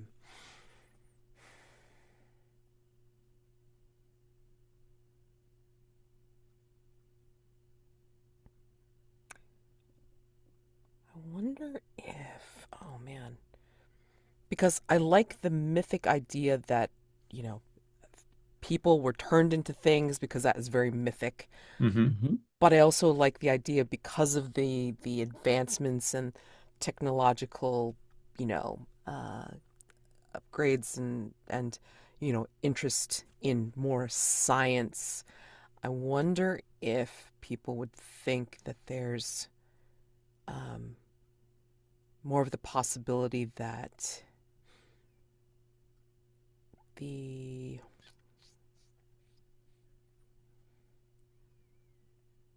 child found founded the spring, like actually, like, like tapped into a natural spring that bubbled to the surface, and then the monster or the pirate captain who became known as a monster, as the sea monster, fled into the the strange but naturally occurring tunnels underneath uh, Yeah, this you could the rewrite that forest. last story beat. Absolutely. Yeah. So let me go ahead and do that. Being stolen. Okay. Okay, so let me see. Okay, so uh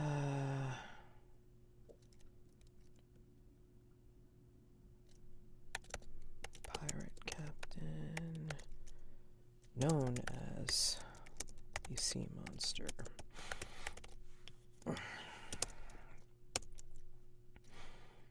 Kidnapped the child to well, hold on, let me think about that. It's like I don't want to imply harm to the kid, but let's see, what is it?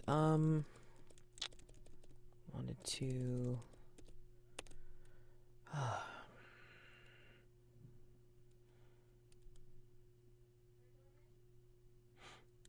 hmm.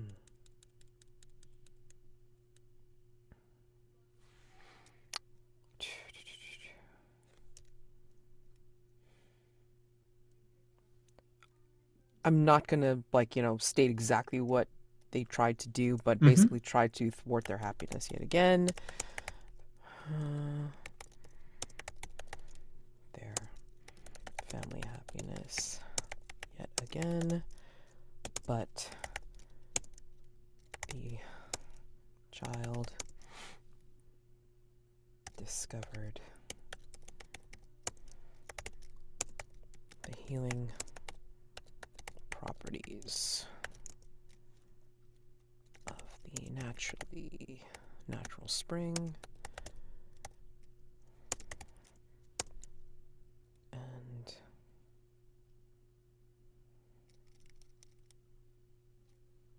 the pirate captain fled his pursuers by escaping into the strange naturally occurring tunnels underneath the forest.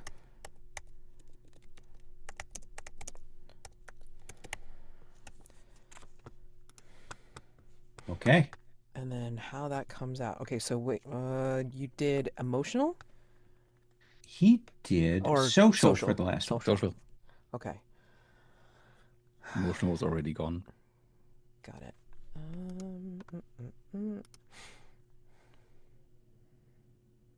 So it just can't repeat the Can't repeat the previous one. last one. So the Okay. only Hmm. one you can't do is social. Okay. So either physical or emotional.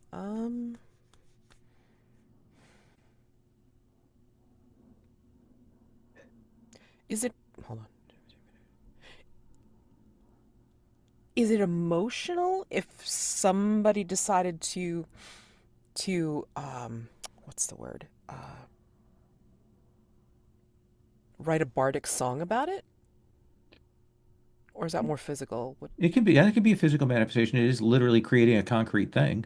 Okay, so yeah, so then I'll make it a physical thing, like where somebody a bardic song uh, create was created.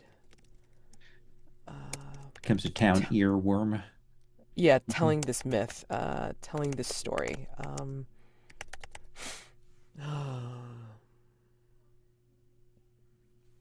Oh God, what would this be called?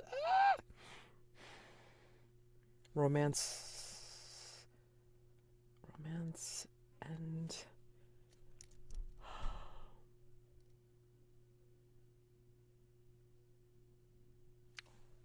I'm just gonna call it Romance of the Rain and Spring.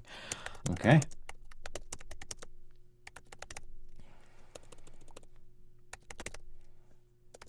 Okay. Okay. And that is our generation two. We're going to take a 5 minute break. When we come back, Gabe, I'm going to put you in the hot seat for coming up with the event and starting us out on this next stage. I'll go ahead and duplicate that tab and get things set. So take five, and we're back.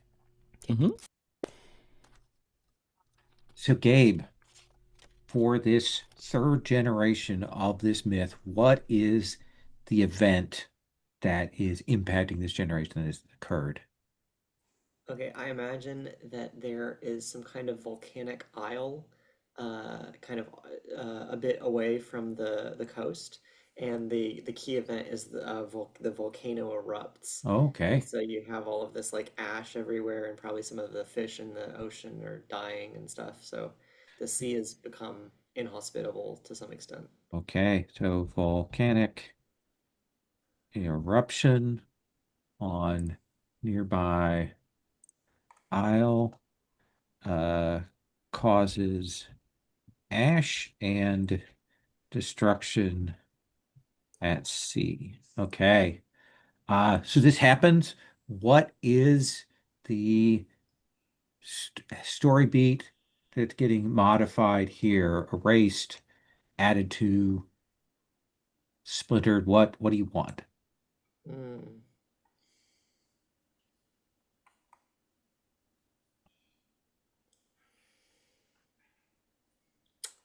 I'm not sure where to add this. I think that let's see. The myth changes, I think, in that, like in the original myth, it's sailors who are kind of first settling this area. Hmm. I think they're no longer sailors. I think they're like merchants or something from the mainland. And so uh, instead of like the ship's captain, she's like the merchant leader's daughter or something like that. Okay. So that does that feel like maybe the second beat on the main line? Yeah, yeah, yeah. Okay. I'll change that to yeah. I guess it doesn't really change it. Yeah, I'll change that to the merchant captain's or yeah, daughter of the merchant. I don't know what merchant. Yeah. The high merchant or the Yeah, the high merchant merchant. leader. That's good. Yeah, yeah, the high merchant. So that's an interesting change. We've got to change. We're kind of shifting it to inland. What is the manifestation of that?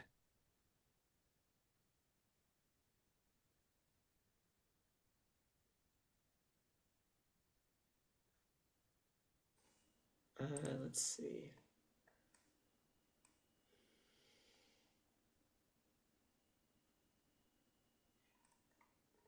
I'm gonna say physical. Physical. I'm gonna say social. I'm gonna say that. Okay. Um,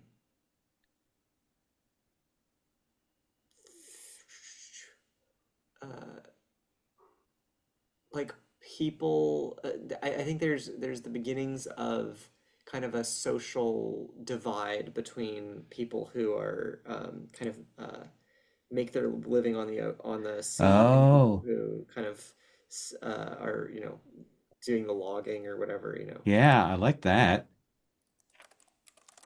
social divide between sea dwellers or, and um, land dwellers. Excellent. Dominic, uh, how would you like to affect our myth here? Um,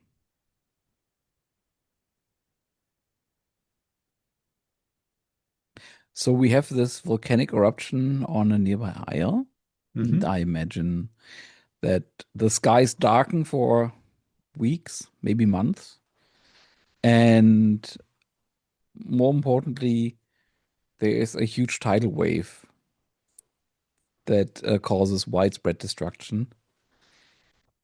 And this tidal wave, of course, is according to the received myth, is the sea monster's doing. Now that puts the um, alternative people who've been worshipping the sea monster as the pirate queen into a bit of a pickle. So I am going to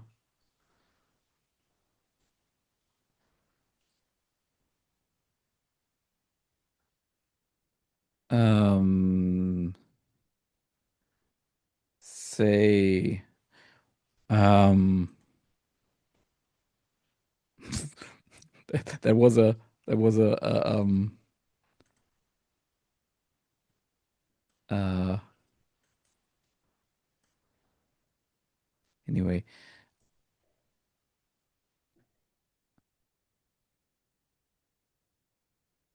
yeah, puts them in a pickle because they are being persecuted, and so they have to justify why they live the way they live and why they believe what they believe. And they go all the way back to their own foundation myth. And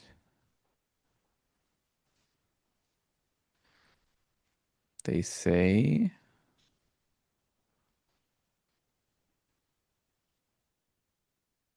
that the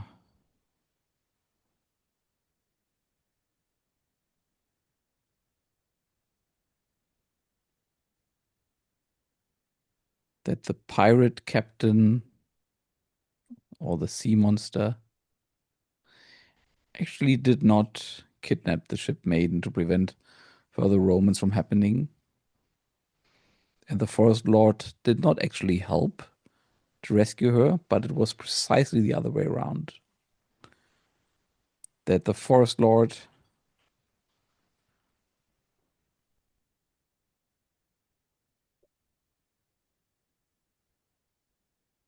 um, tried to persecute the pirate captain and the shipmate um, because he, and it's a capital he, thought their love was sinful. It wasn't. It was beautiful.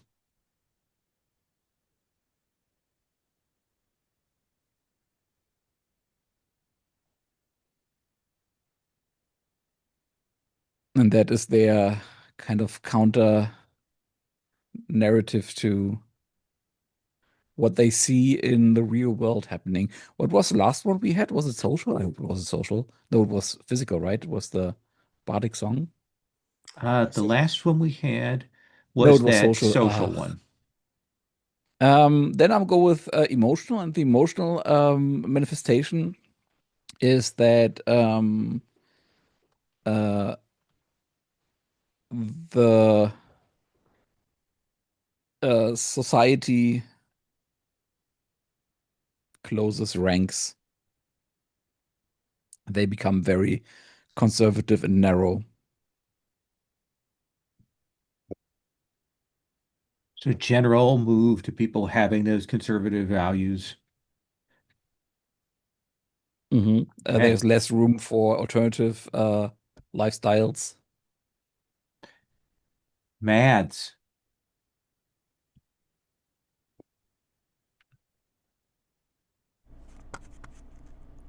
I mean, I try to listen to like, what everybody else is doing and then I'm like totally confused about what I'd like to do. Hmm. I don't know. Oh God. I think we all have that problem. Yeah, serious. I don't know. Mm,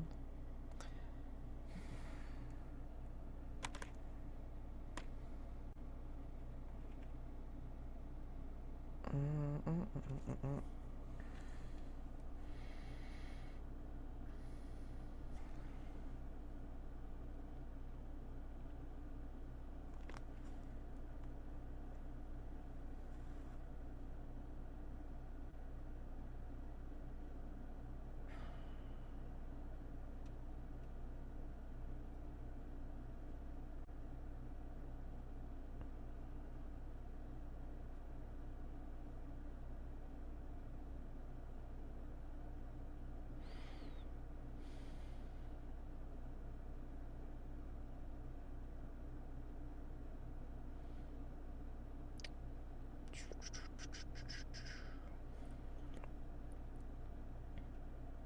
I think all right, let's see.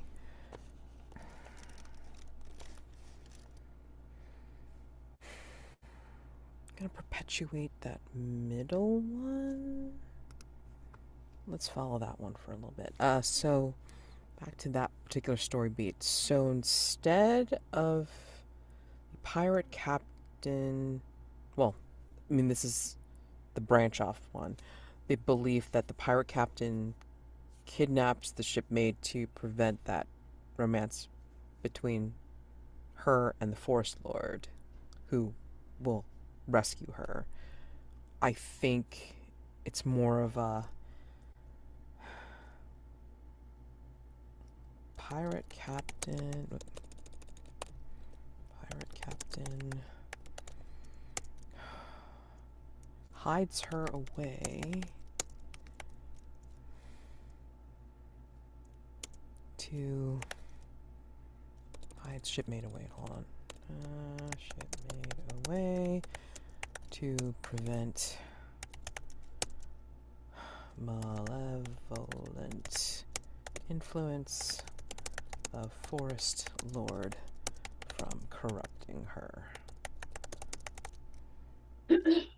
Which feeds into the next beat on that line Okay. of that the sky-reaching Cladis demands the sea maid's child by the pirate captain as an offering. Excellent. And how does that add or modify a physical or social manifestation? Hmm. Physical or Social? social? Let's see.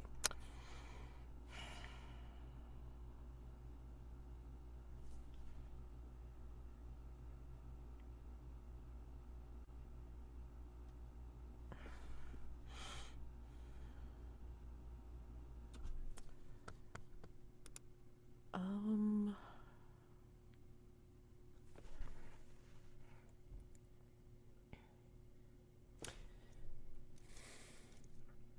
I'm hoping this is social.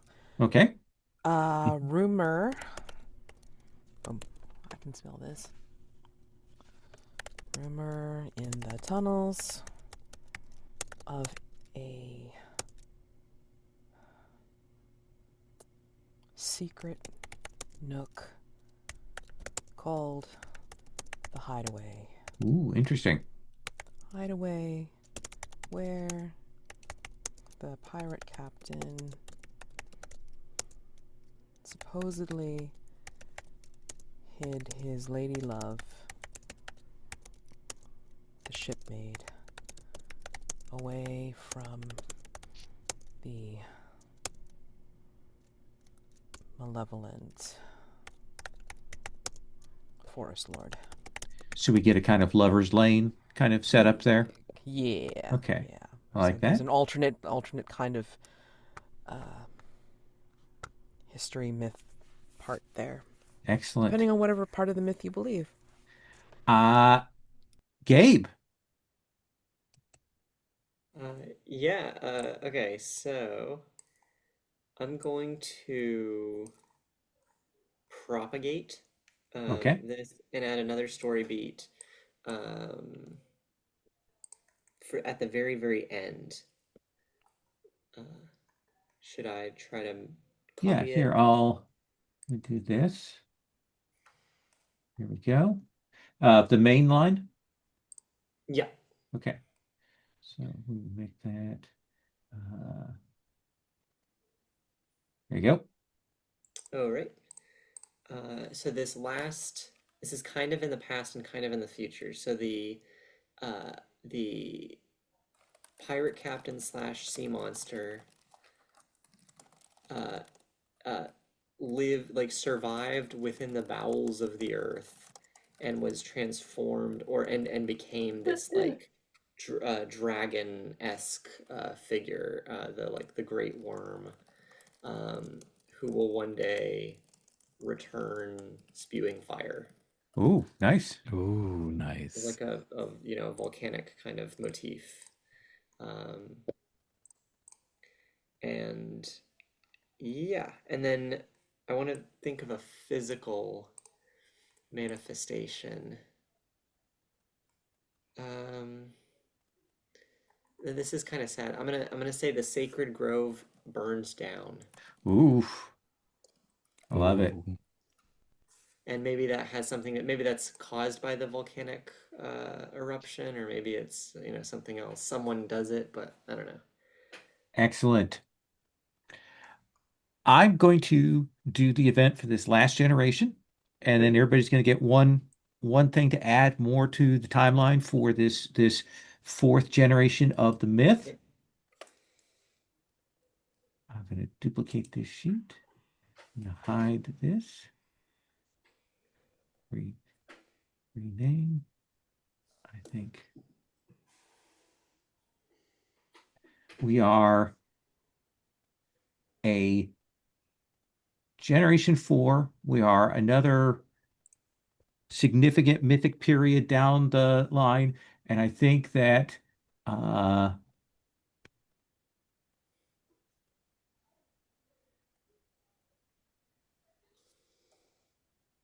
I'm going to also type it all in caps because that's how I roll.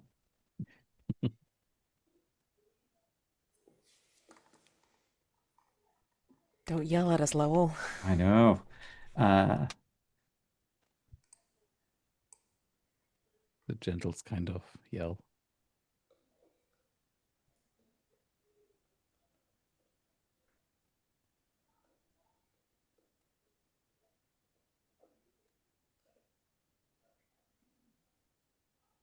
so this is the event. I think that we are a generation down and things are blooming. There is blooming, there is bounty. This is the long-term impact of the nutrients that come from the volcanic ash, both at sea and on the forest. And how do people react when that tide has changed? When now we've got this years of everything going well. Um, Dominic, I throw it to you. Mm-hmm. Um, I think what happens when things go well is that societies become more open more relaxed. And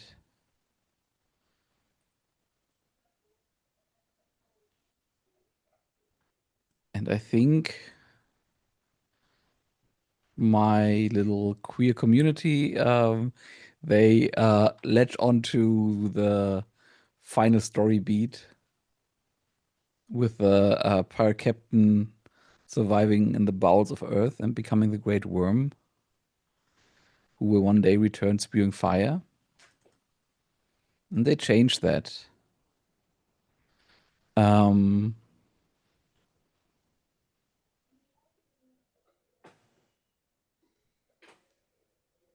and they changed it by one word.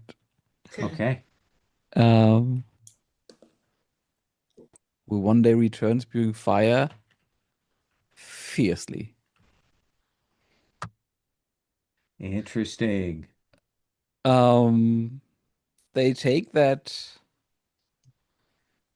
story that has been told about who they for now, like untold generations, has been uh like clinging to as their patron saint, as their avatar, and they're turning it around. And they're saying, yeah, we're spewing fire because we are the force of progress. We are the force of life.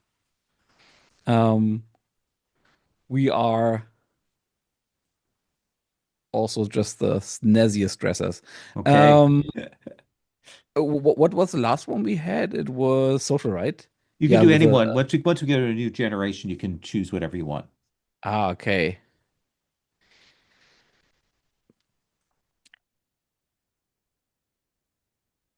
Then I will add a physical, kind of also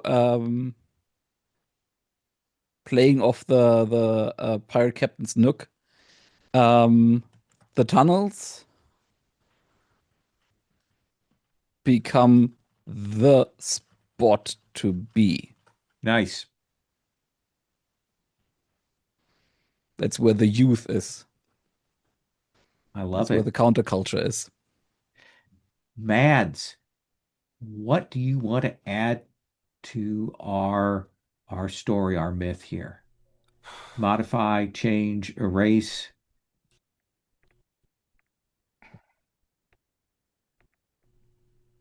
I don't know. uh, um, yeah, I think they totally take out the first part of this legend. I don't want to mess it up, so basically take out That that first beat? that first beat, like B, because I mean, like, it has nothing to do with like the Lady of the Water or Lord of the Okay. Forest. It's more of, yeah, just like, Perfect. I yeah. that origination, that sort of first bit is lost. What is the manifestation of that? Um, Social or emotional?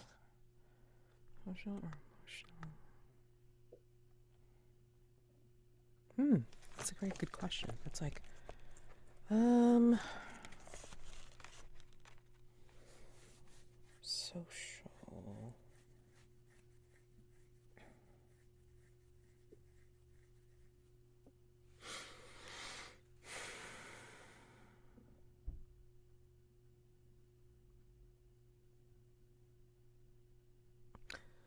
I think emotionally, it's always been this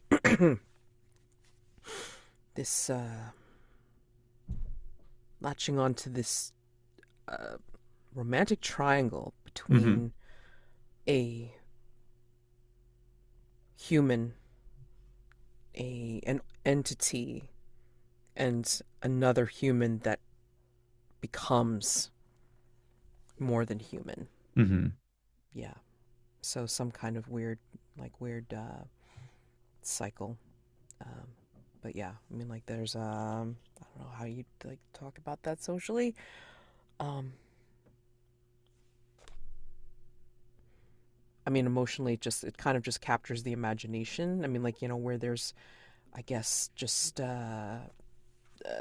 like it's a theme that kind Hmm. of runs through people's heads. I think that's great. Yeah, Like describe what that new theme in people's thinking. yeah.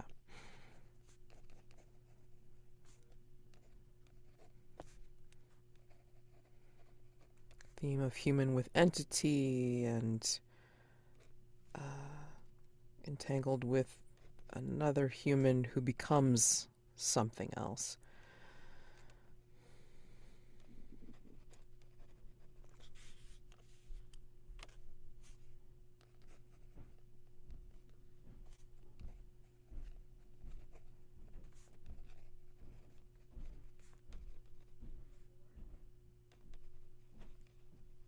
Okay, Got it? yeah, I think so. But where does that That fall? goes Does that? under, I think emotional is a good place to put that, like you were Okay, saying. okay, great. All right, I'll put that in there. Human entity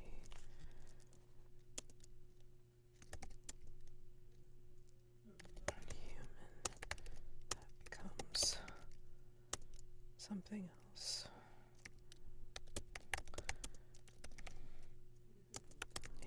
A romantic triangle. Okay, got it. Excellent. Theme of human with entity and human to become something else, romantic triangle.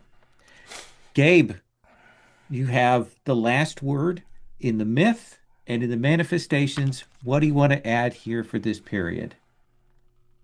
Oh, I'm stumped. Let me think.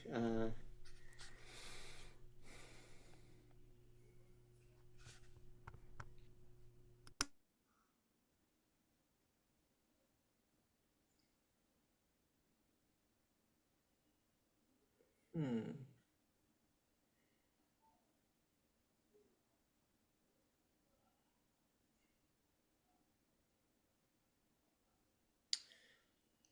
This second to last beat, I think I'm gonna metamorphize. Uh,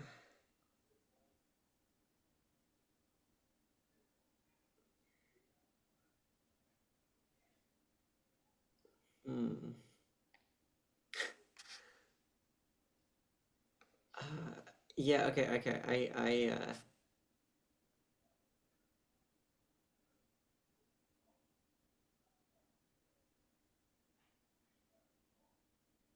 I think there's a.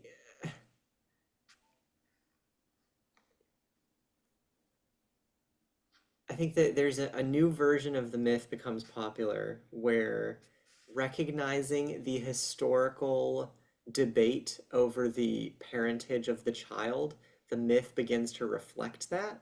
And so in the myth, the forest lord and the pirate captain are arguing about whose child this is.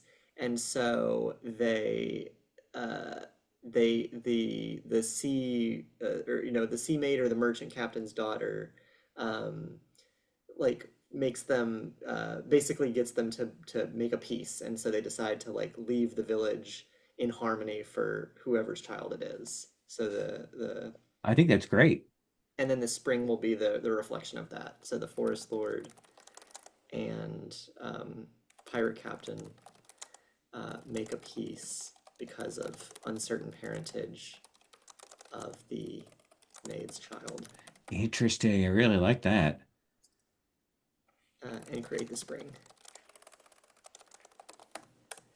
Um, And a manifestation, what do we see in our society when that becomes kind of the end note for the main myth? let's see, what was the last one was emotional? Yeah, Yeah, theme of the romantic triangle. Okay, got it. Um, physical. Hmm.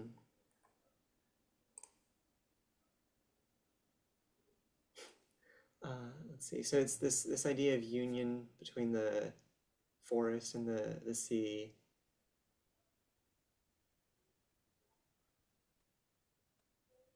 Yeah, I think uh,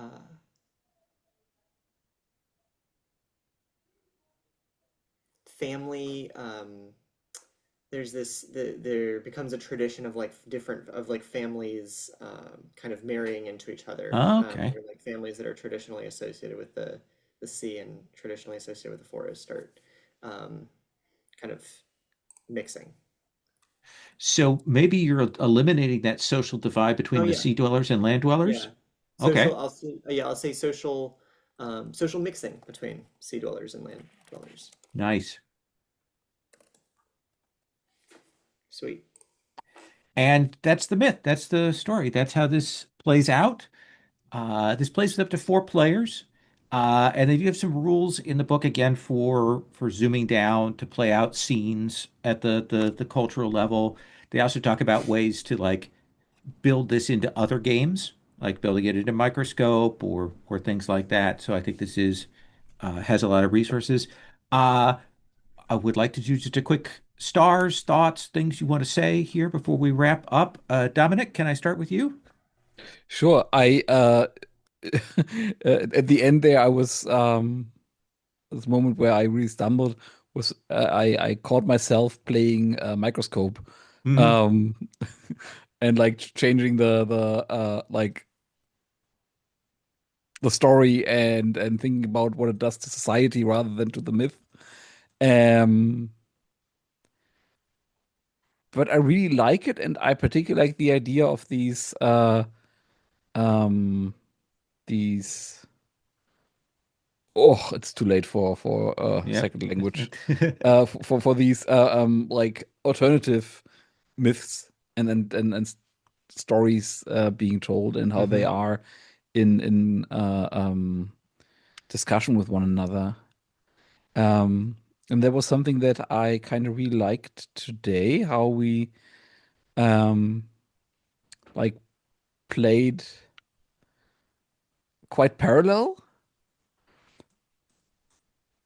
but that was in service of, I think, a core of what myths are for society. Um, that there's always a splintering and certain stories, as a certain groups of people just creating their own stories, and stories competing. Yeah, it was really really cool.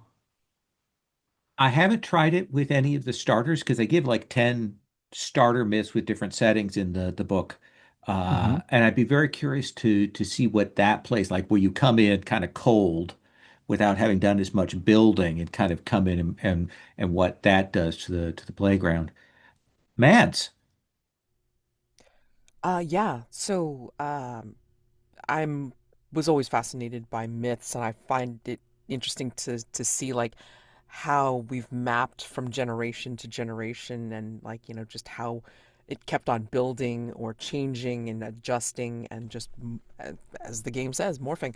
Um, but also from the perspective of the different generation slash peoples even, um, because I've noticed that when I used to try to chase down different myths and got interested in the different characters of the myths and like how different they could seem, Hmm. like you think Hmm. like you get one version and then you read like a different translation or write up on it and you're like, wait, that's not what I read in the other one, in the other version. And it's fascinating. It's just fascinating to see. And again, it could be also the culture that changes the perspective of how it adapts or just gets rewritten, and it's fascinating. It's just fascinating to watch. And I mean, for a completely narrative type choice game, I had a lot of fun, like listening to everybody else's decisions and choices, and then trying to come up with like something of my own. I'm like, I don't know how I want to change this. This is great. So yeah, it was like a lot of fun, and yeah, I mean, it would be interesting to see, as a wish, to see what the like going with the starter Hmm. sets would be like.